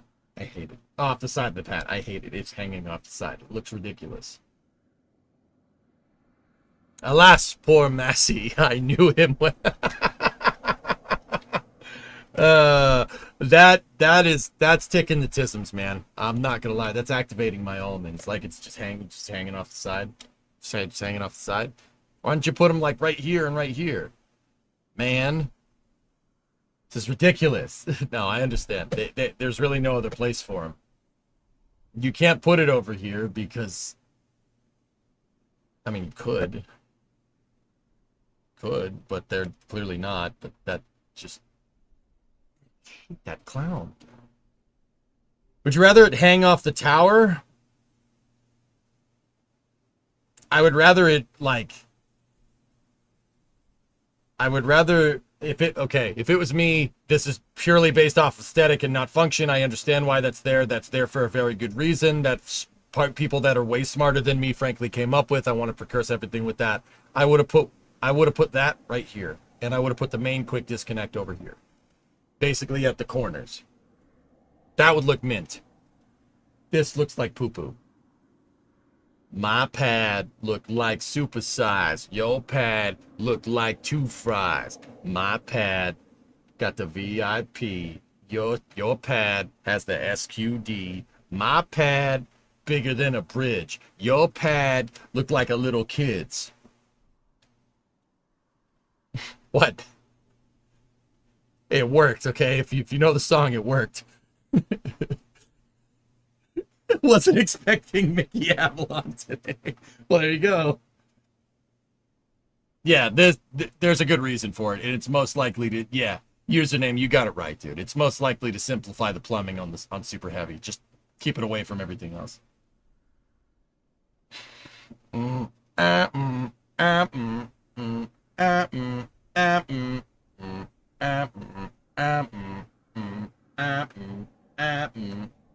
My pad.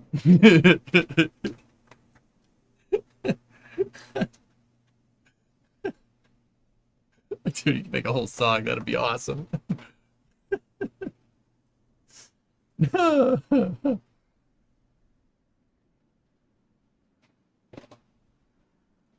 Can't wait for this to be clad in steel. It's really going to look nice, isn't it?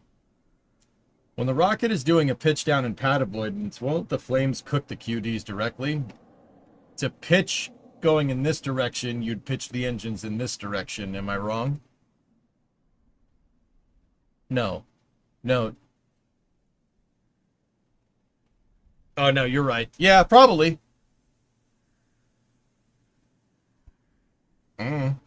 Maybe the avoidance maneuver will go that way. I don't know, dog.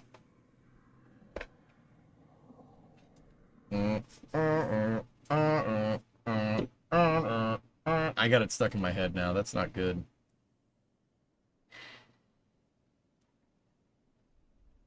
My pad, so hot it's launching. Your pad looks like Gary Coleman. Sorry. Anyway. With the city getting the ability to control the land south of the launch site, do you believe they will build 2 to 3 more launch complexes? Which would mean up to 6 pads? I think maybe eventually, Trey, but not anytime soon.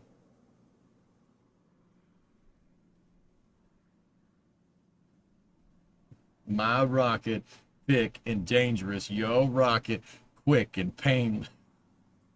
It works now, right? Anyway, let's pretend like we're not still in high school just for a second. So they're building something over here. Fellas, what is this? What is this thing? Oh, man, I wish I had Ryan with me here. Ryan, you out there? Ryan? It's an H. I mean, could be an I. You might just be looking at it wrong. Ryan is always out there. My mom says you've lost your mind.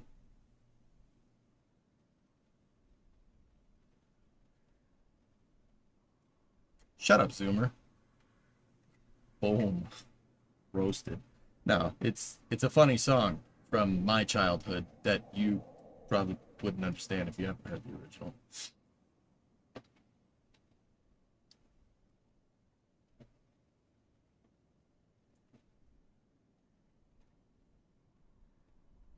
It's obviously a helicopter landing pad.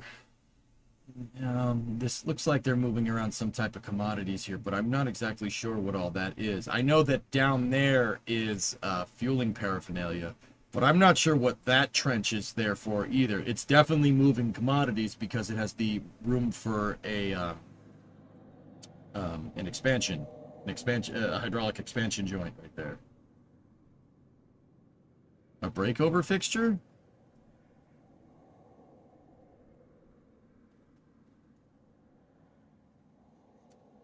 Huh. That's a good guess, dude, but I'm not really sure. They're also, look at that. These guys are laying down rebar and got forms set up here to basically make some a reinforced concrete slab right here. Interestingly enough.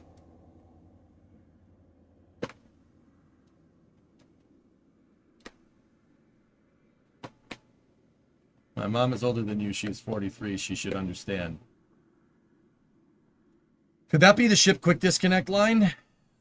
You know what, Badojo? That's probably it. Because I know that in this pit right here, that's commodities. That's coming the fuel lines go actually underneath the water suppression system area. The fuel lines go underneath to the fuel farm, which is over there.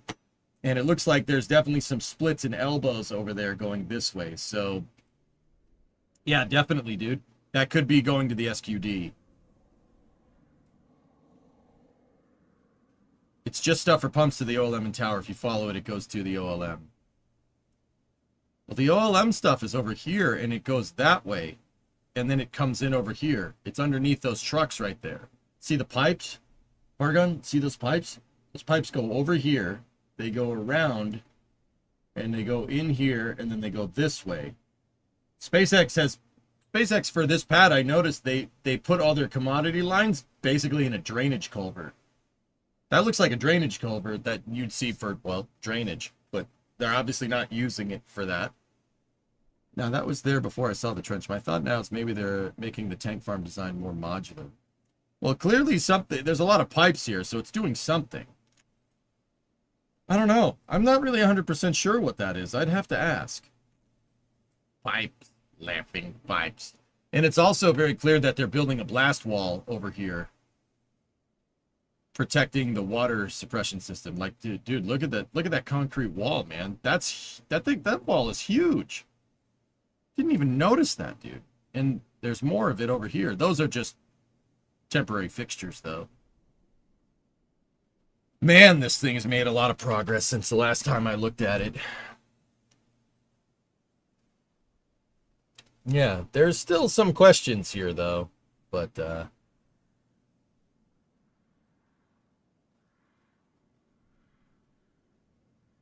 I've also noticed that the cladding on the tower goes a lot higher than the previous one. It looks like they're going to be installing more of it. See it up there? Protection is important. Right. Right. What happens first? Massey static fire after rebuild, or pad 2A, B, C, D, Z, F-1 is finished? Massey's first, most likely. Booster 3 is still a little ways off. But speaking of that, check out this post from Zach. NSF and Lab Padre caught this the other day. Look at this. Look at this thing. No, that ain't no gasoline truck, boy. I'd take pleasure in gutting you, boy. What you guys are seeing right there is the version 3 booster header tank. SpaceX, well, it's the LOX header tank to be quite sure. Or no, methane. So that thing right there is going through the liquid oxygen tank. That is the methane downcomer.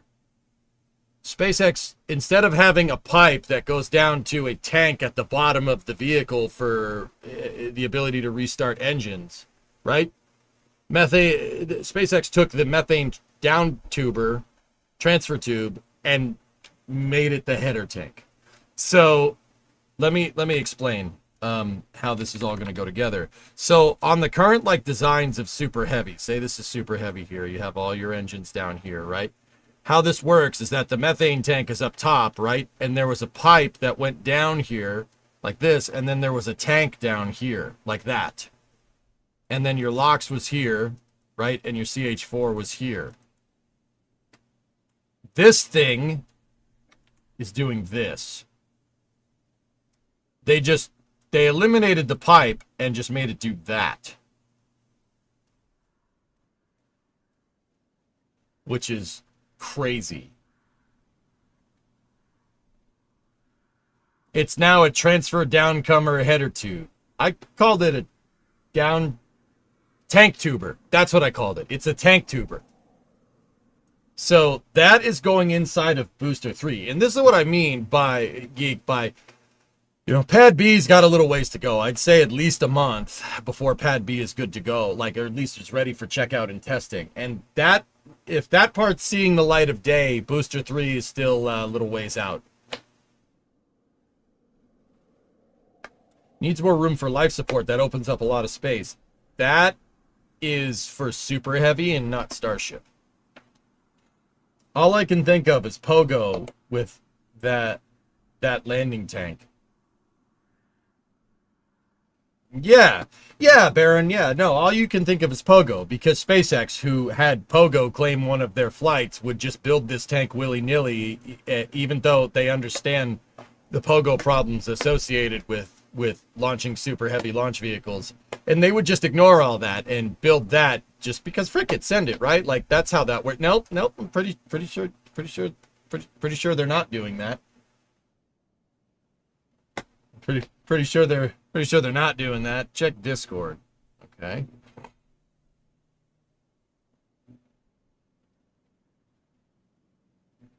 Check Discord, man. Oh.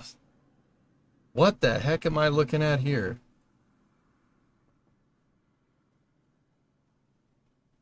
Huh. Interesting.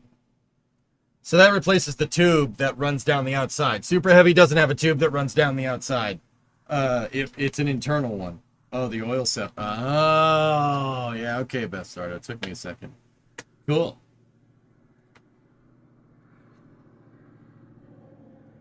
I mean, that is their motto, send it. I don't think that this would have been implemented without prior knowledge of Pogo and how it works.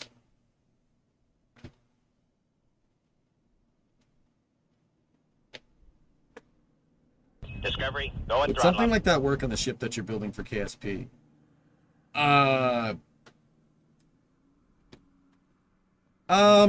The fairings all connected to each other, Iger, are basically serving the same purpose structurally as this.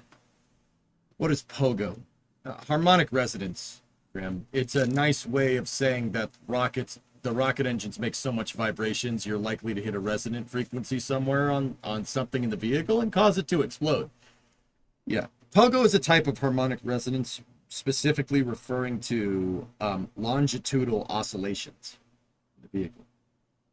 Basically where the vehicle starts doing this because of vibrations. Eventually, something will hit a resonant frequency and it'll explode. So like a pogo stick. Yes.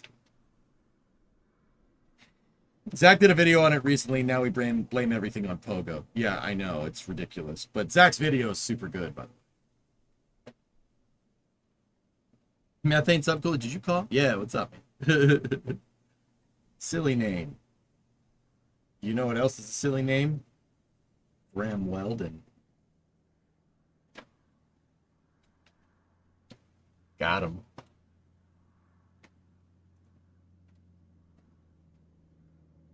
So yeah, that thing was lifted up into Mega Bay 1, where they're building proverbially the first V3 booster. I detest you, sir. Sorry, I can't hear you. It sounds like you're saying something about kangaroos or something. What was that? Oscillations go right to your thighs, and then you'll blow up.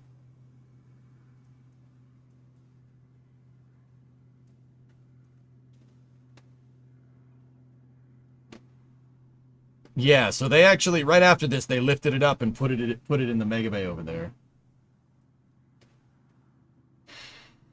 Pretty cool, man. So we are seeing some Booster 3 components around, but yeah, Booster 3 still, and frankly, Pad 2B are still a little ways out. Wait, please tell me that SpaceX won't give this to General Dynamics and Lockheed for the new tanks. What would be the caliber for the tank?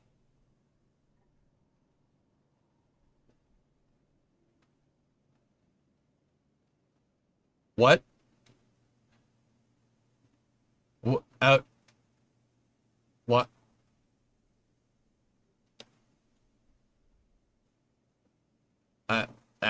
You lost me, Outdoorsman. I have no idea why.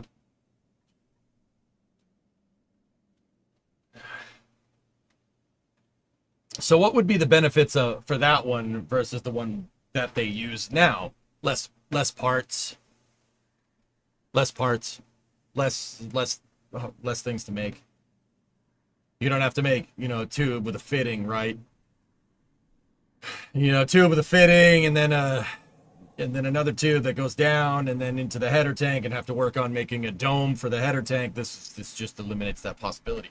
Also, they could probably make super heavy a little bit shorter because of this. Actually, they could probably make the methane tank a little bit smaller, but they'd have to make the LOX tank a little bit taller. And then sometimes I wish I was a little bit taller. I wish I was a ball. Wait, sorry. No, that's something different. Hey, leave the kangaroos out of this. Sorry, I didn't hear you. Something about dingoes, whatever. But I can't understand you.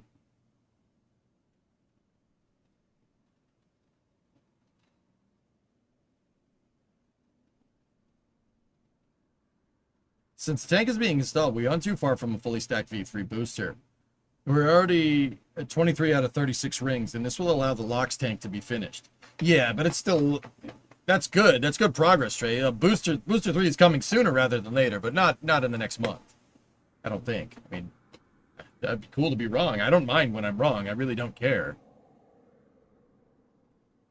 The autogenous pressurization is better on V3. Cool. A shorter super heavy could help make a longer Starship. Yep.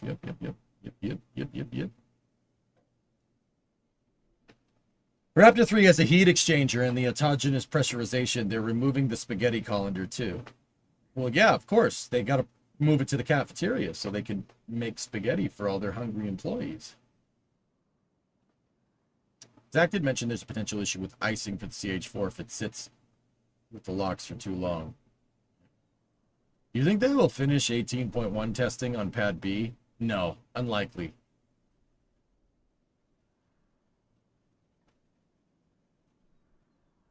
Looks like it could be a tank barrel, like an upgrade to the Abrams or something. Dude, an Abrams could also almost drive through that tube, Outdoorsman. It kind of looks like a cannon. I see it, but it's... Dude, that tube is... What is it, Chad? Like 3.6 meters wide? It's as wide as a Falcon 9. They're basically putting a Falcon 9 first stage inside of Super Heavy's LOX tank. It's not exactly a Falcon 9 first stage. It's just analogous in size. Hey, AJ, just rewound a bit to see what you were saying about that tank. You were correct initially when you said it's a LOX header tank. Are you sure, Jake? I don't think that...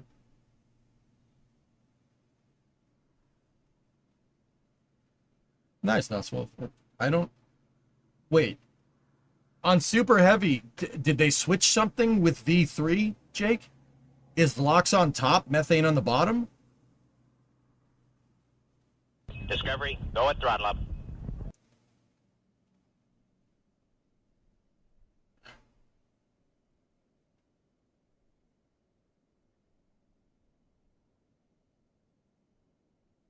Like if it's the header tank in the B2 booster, majority of it holds LOX, and the very bottom holds methane. LOX on the bottom. So that's a twin header tank.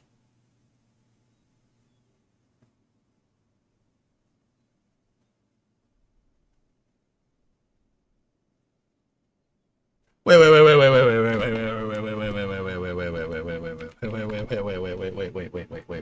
So, all right, I'm gonna draw something. I'm gonna make sure I got this right in my head, just so I know I'll get asked this again. All right, that's Super Heavy, right? You have your up here. You have your CH4, right? There's your CH. Oh, that's crappy dome. That's the CH4 right there, right? And then down here, you have LOX, right? Are you guys telling me that this thing splits the LOX tank, right? But inside of it, there's something like this, and there's still a pipe that goes down from the methane tank like that? And then inside of here is LOX, right? And there's CH4 here, or is it reversed? Are these reversed? Is there CH4 up here and locks at the bottom?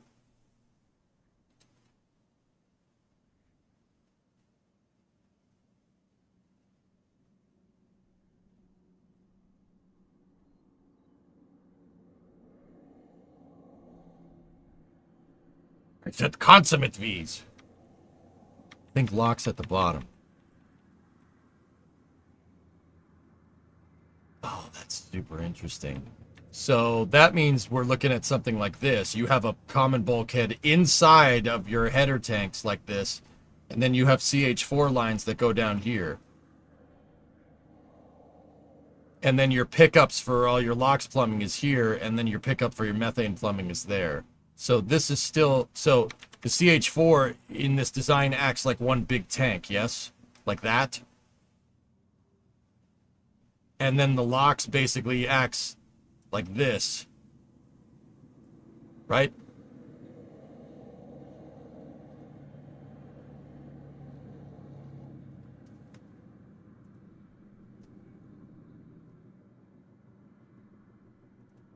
But this part is perforated so LOX can fit in here.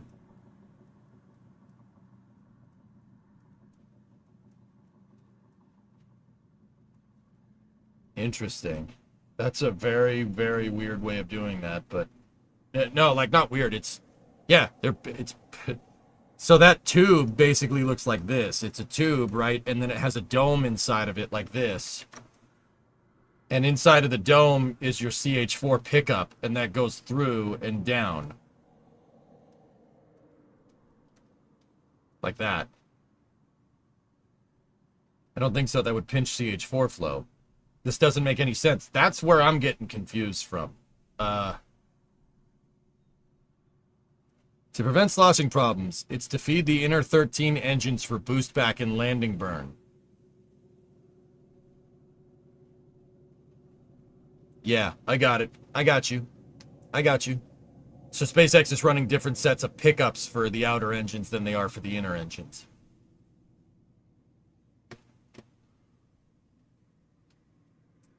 Damn, dude. I thought we were getting crazy with the Prometheus rocket. That's just ridiculous. I mean, in Kerbal, we don't even have to worry about plumbing. Damn, that's actually crazy, dude. Think it could be used as like a reserve tank. It's not a reserve tank. That center piece that we saw getting moved into the mega bay is your landing tank. That's the tank that's going to be used, from what I understand here, for the inner engines to do that. It's to prevent sloshing when super heavy's coming back down and landing. That's, I get it. It's pretty smart. It's pretty cool. Well, the header tank will work like a vacuum jacketed line to protect from temperature differential. Yeah.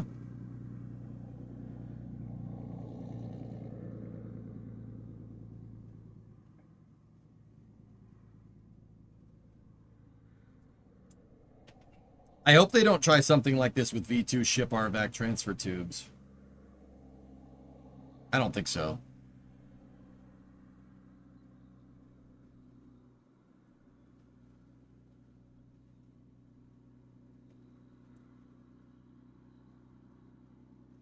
Yes, but those tanks could pull off the main tanks till they're needed for landing. And Goalie, I honestly don't understand what you're trying to say. You're saying, oh, I think they're going to do it this way, and I'm saying they don't have to because this way already does what you're saying. And then you said, no. Well, then they could do this. Like, no, you're missing the point. That header tank does exactly what you're talking about. It's your reserve tank. But you don't need to worry about having a whole separated tank because the fluid in the booster is always just going to go down because of AP, because of tank ullage and deceleration forces. Think of it more like a funnel than anything. Do you think New Glenn will land on its next test flight? I hope so. Blue declared that they wanted to get that first booster back and then didn't. And with their... If I'm understanding this correctly, Blue is using a more waterfall approach to things, a more conventional approach to launching stuff. If they didn't... So, basically, if they said they wanted to land it and didn't, that's a big problem. But it did make it into space, which is good. Can you do ecstatic fire longer than a minute on the first pad? Depends on how much water it can hold, the dojo. Water suppressor is your big thing there. They might not even have to use the water suppressor, dude, with the Starship, but who knows? Did you see the news on Axiom's testing? Somebody told me about it, but I don't have the link. But give me 1 second.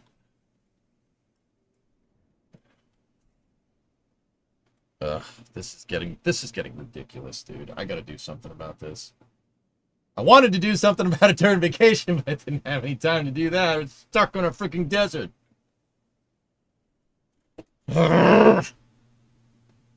Anyway, I'm not angry about that. Don't worry about it. It's fine.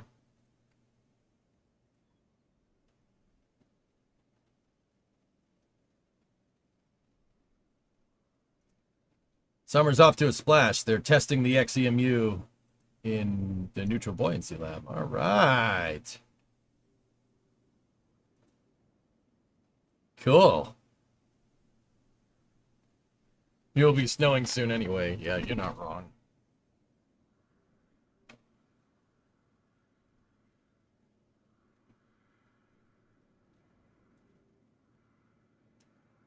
Pretty cool. It's very strange to me seeing somebody in a spacesuit, right? And then seeing guys in scuba gear next to him. It's like almost like some interdimensional cable stuff going on here. Like something ain't right about this picture, you know? Like, no, something ain't right about this dang old picture, boy. I tell. How'd you get stuck in Vegas? I needed to go to. Oh, this is space. I'm in space. Fluffy gifted 5 subs. Thanks, man. I really wanted to take this vacation to basically detox and just fix a bunch of things around the house. Yeah. So, my buddy's wedding was on the 28th, so it's a destination wedding in Vegas. You probably heard me talk about it. I was only really supposed to spend a weekend and Monday. Well, the weekend and basically fly out Tuesday in Vegas because it was cheaper to fly back on Tuesday, you know, spend a couple days in Vegas, then come back here and start fixing everything. Tuesday rolls around, flight gets canceled. Really weird winds in Vegas canceled a bunch of flights. And because they canceled a bunch of flights, the flights got booked out, rebooked a couple of days out. And I ended up spending a week in Vegas, you know, because that's what I wanted to do. I got back here to my house on the 4th at 5 in the morning. And then had to host the 4th of July party after that, which I did, and I did well. Boom. And then basically on my birthday on Saturday, I basically did nothing. I just slept and rested all day, and then that left me 1 day to fix all the things that I wanted to fix around the house. When I allotted 5, that left me 1.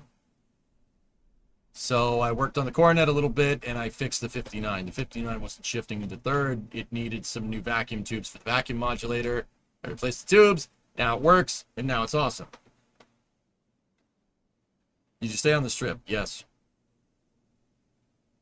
Did I see the nuclear testing museum? Yeah, I ended up having a lot of time, so I did get to see the museums. I also saw the National Museum on Organized Crime, which is pretty cool.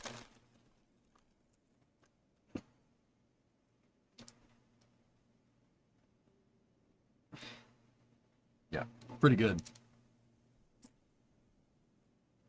It was basically a sandstorm in Vegas that canceled a bunch of flights, my flight included, which is fantastic. So I was going to do stuff like fix the heating problem in here. And yeah, none of that got done. She talked like Bugsy the whole time. Oh yeah. I think you're getting a new torque converter for your 77 F100 soon, getting it back on the road. That's cool. So yeah, there was a bunch of things that I wanted to fix around the shop, get the heating issues figured out here, a bunch of things to fix around the house. Promptly got none of that done. I wanted to relax during my vacation, promptly got none of that done either. Which is great. So this is Dear Rude's fault. Yes. Yeah.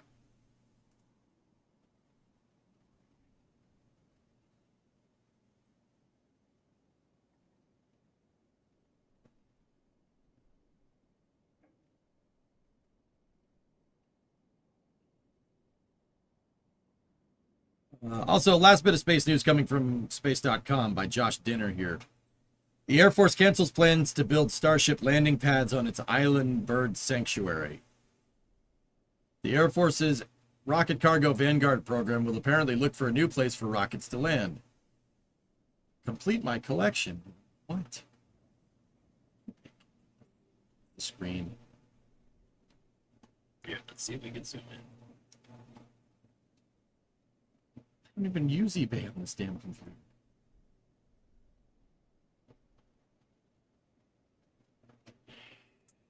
Vegas is a deeply underrated place to geek out. No, there's a lot of good stuff. The U.S. military is suspending its efforts to secure a small Pacific island as the test landing site for a new program using rockets to rapidly deliver cargo anywhere on Earth. The Department of the Air Force Rocket Cargo Vanguard program had eyed Johnston Atoll, part of a remote chain of about 900 miles west-southwest of Hawaii's main island, as the location to build 2 rocket landing pads. Now that the Air Force is suspending those plans as it considers alternative sites, according to a report from Stars and Stripes. In March, the Air Force announced its intent to perform an here we go. The Air Force announced its intent to perform an environmental assessment of the atoll following the objections from the American Bird Conservancy. The remote island chain is surrounded by 570,000 square miles of ocean and has become a critical resting point for dozens of species of seafaring bird populations. In light of the protest, the Air Force initially delayed the completion of its environmental assessment, and it has now decided to look elsewhere to house the RCB cargo program.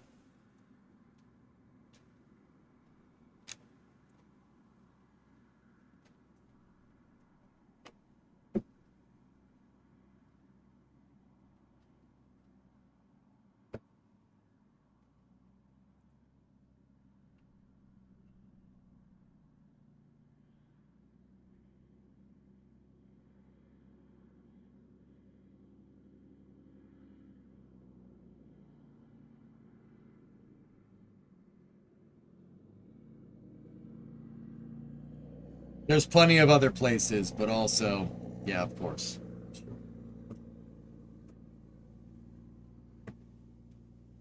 Heads up, the new landing site is here, and it's already being built. Let me see.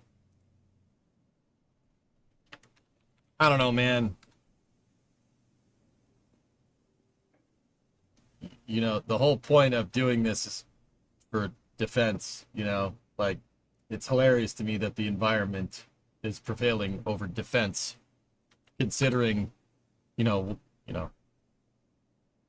considering what happened in the Pacific a little while ago.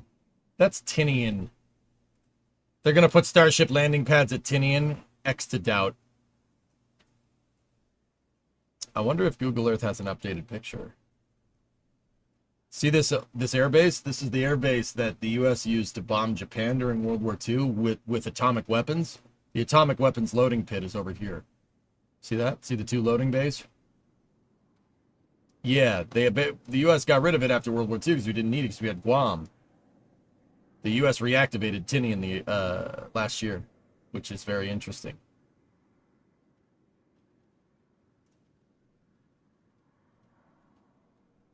I mean, I wouldn't want to use Tinian for... I mean, you could use Tinian for a Starship landing site, I suppose. There's not a lot of people out there, but...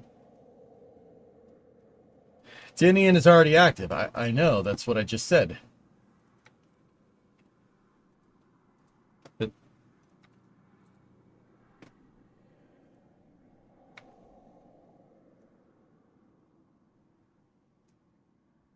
Yep, see?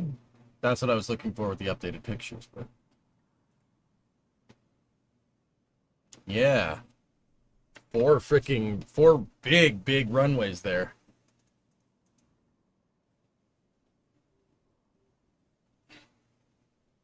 Why not use Midway or Quad? I don't know. There's plenty of other places. It's just... There's plenty of other places for birds to nest, too. What's to say that wherever they choose isn't going to just be like, people are going to be like, but think of the birds. Yeah, okay, we'll think of the birds. The island will be nice and pristine when our adversaries come and take it. Yeah, it'll be, yeah, but we saved the environment. Think of the birds. Yeah, okay.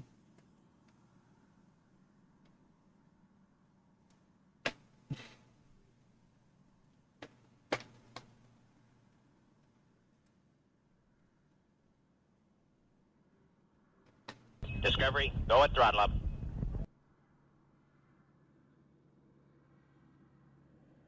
Eddie, 75-month resub. Thank you. If Tinian is back, then bring back Iowa's. I mean, you'll get no argument from me, man. One more MSR news. Oh, yeah.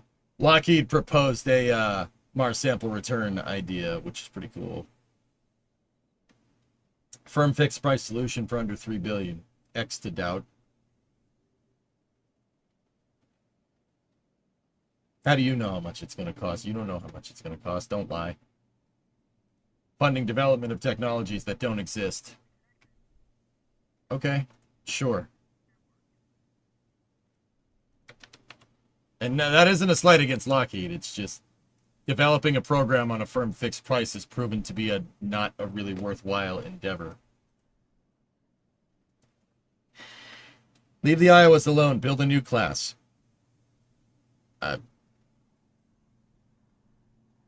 Sure.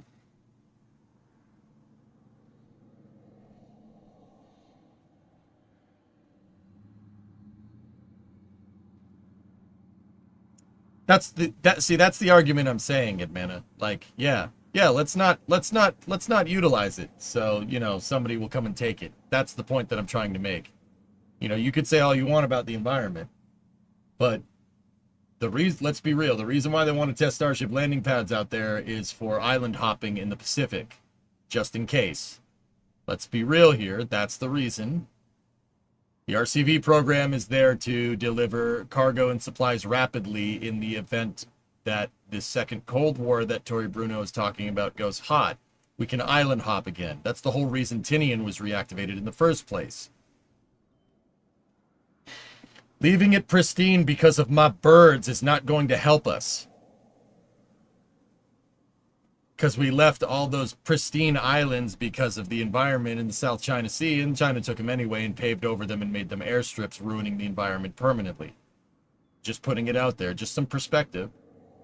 Now, Long March 5.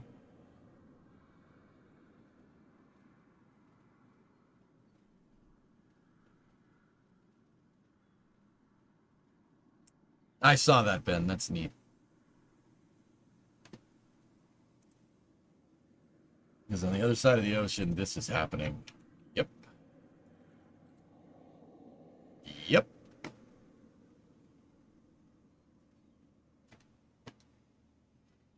Dead crew.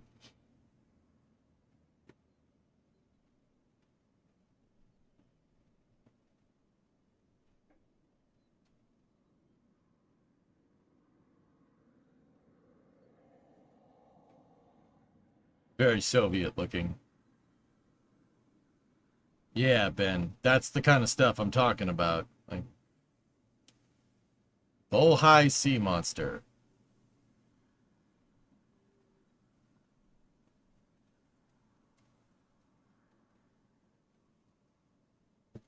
Interesting.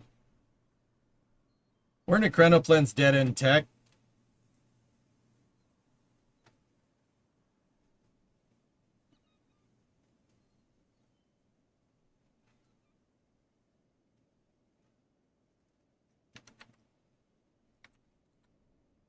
You know, fellas, I think Tory Bruno is right, to be 100% honest with you. I think we're in another Cold War, and I think the sooner we realize that, the better. Yeah, Hellfish, I mean, you're not wrong.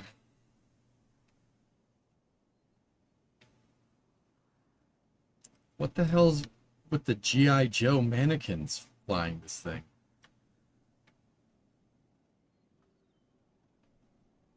Nice Predator ripoff you got back there.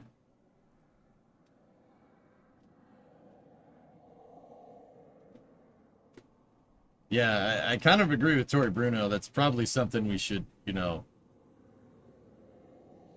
thinking about. But hey, what do I know? Anyway, guys, a little bit 8:15. I'm getting kind of tired, so we'll continue tomorrow with the summer car special. I was gonna do after hours, but I'm gonna try to take it easy. I don't want to jump back in full force. So yesterday we just did games. Today we did games and space news, and then tomorrow we'll do games, space news, and then after hours games. We'll just ramp back into it, okay?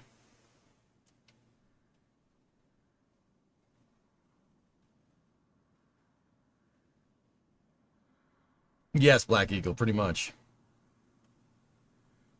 Question, did they do these pointless bird studies back when we were building Apollo? No, the EPA hadn't been invented yet. Now, Geek, I'm not going to sit here and say that environmental impact studies aren't something important. You certainly need to make sure that, you're building on, like, solid terrain, for instance. The VAB wouldn't have been able to be built without an environmental impact. It's just, the environmental impact was more concerned with symbiosis of your environment rather than disrupting the environment. You can land starships on Johnston Atoll and also not disrupt the birds. You can do both of those things, but we don't. Whatever. Hey! Help him! Guys, Titan's here. He's on the pupper cam. Look at my ball. Come on, guys. What's up, Bree?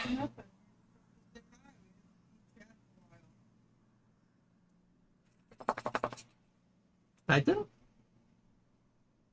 He just wants to come in here, say hi, and then leave. He's like, okay, hi. All right, cool. I don't like this. Titan, come here, Bubba's.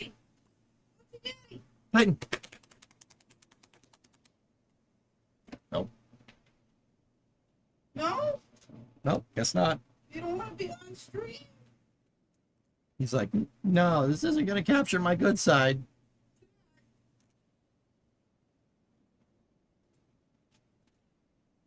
Hey, come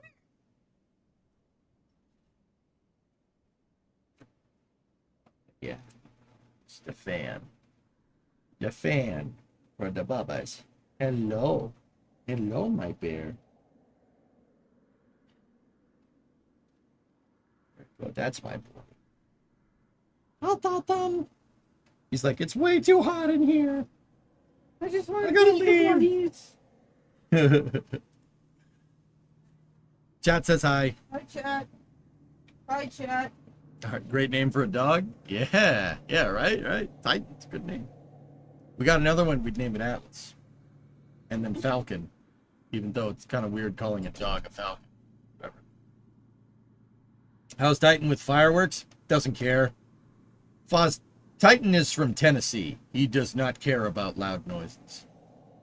That's most likely because he grew up with loud noises.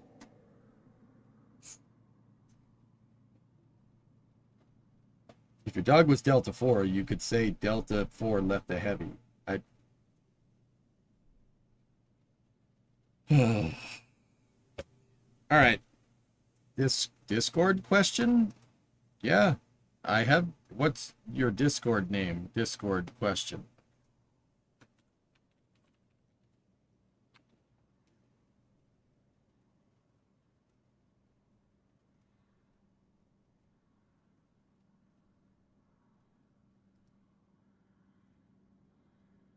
Paste the Discord in the chat for you. Anyway. DARPA ends the Liberty Lifter program.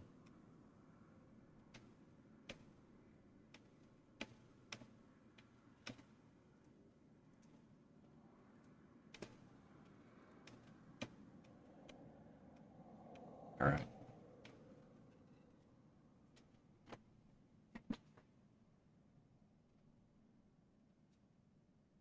If you had a dog named Falcon, you could call it Supersonic Retro Propulsion. Okay, and on that bombshell, it's time to end. So, guys, yeah, I'll do after hours tomorrow. We'll do the summer car special. We'll start working on the Coronet.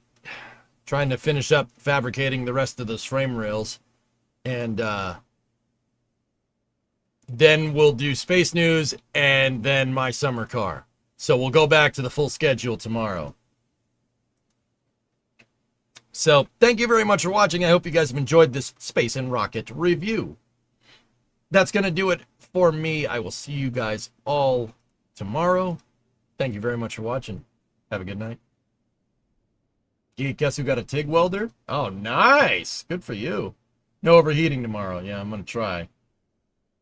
All right, guys. Have a good night. I'll see you later. Thank you very much for watching. Peace.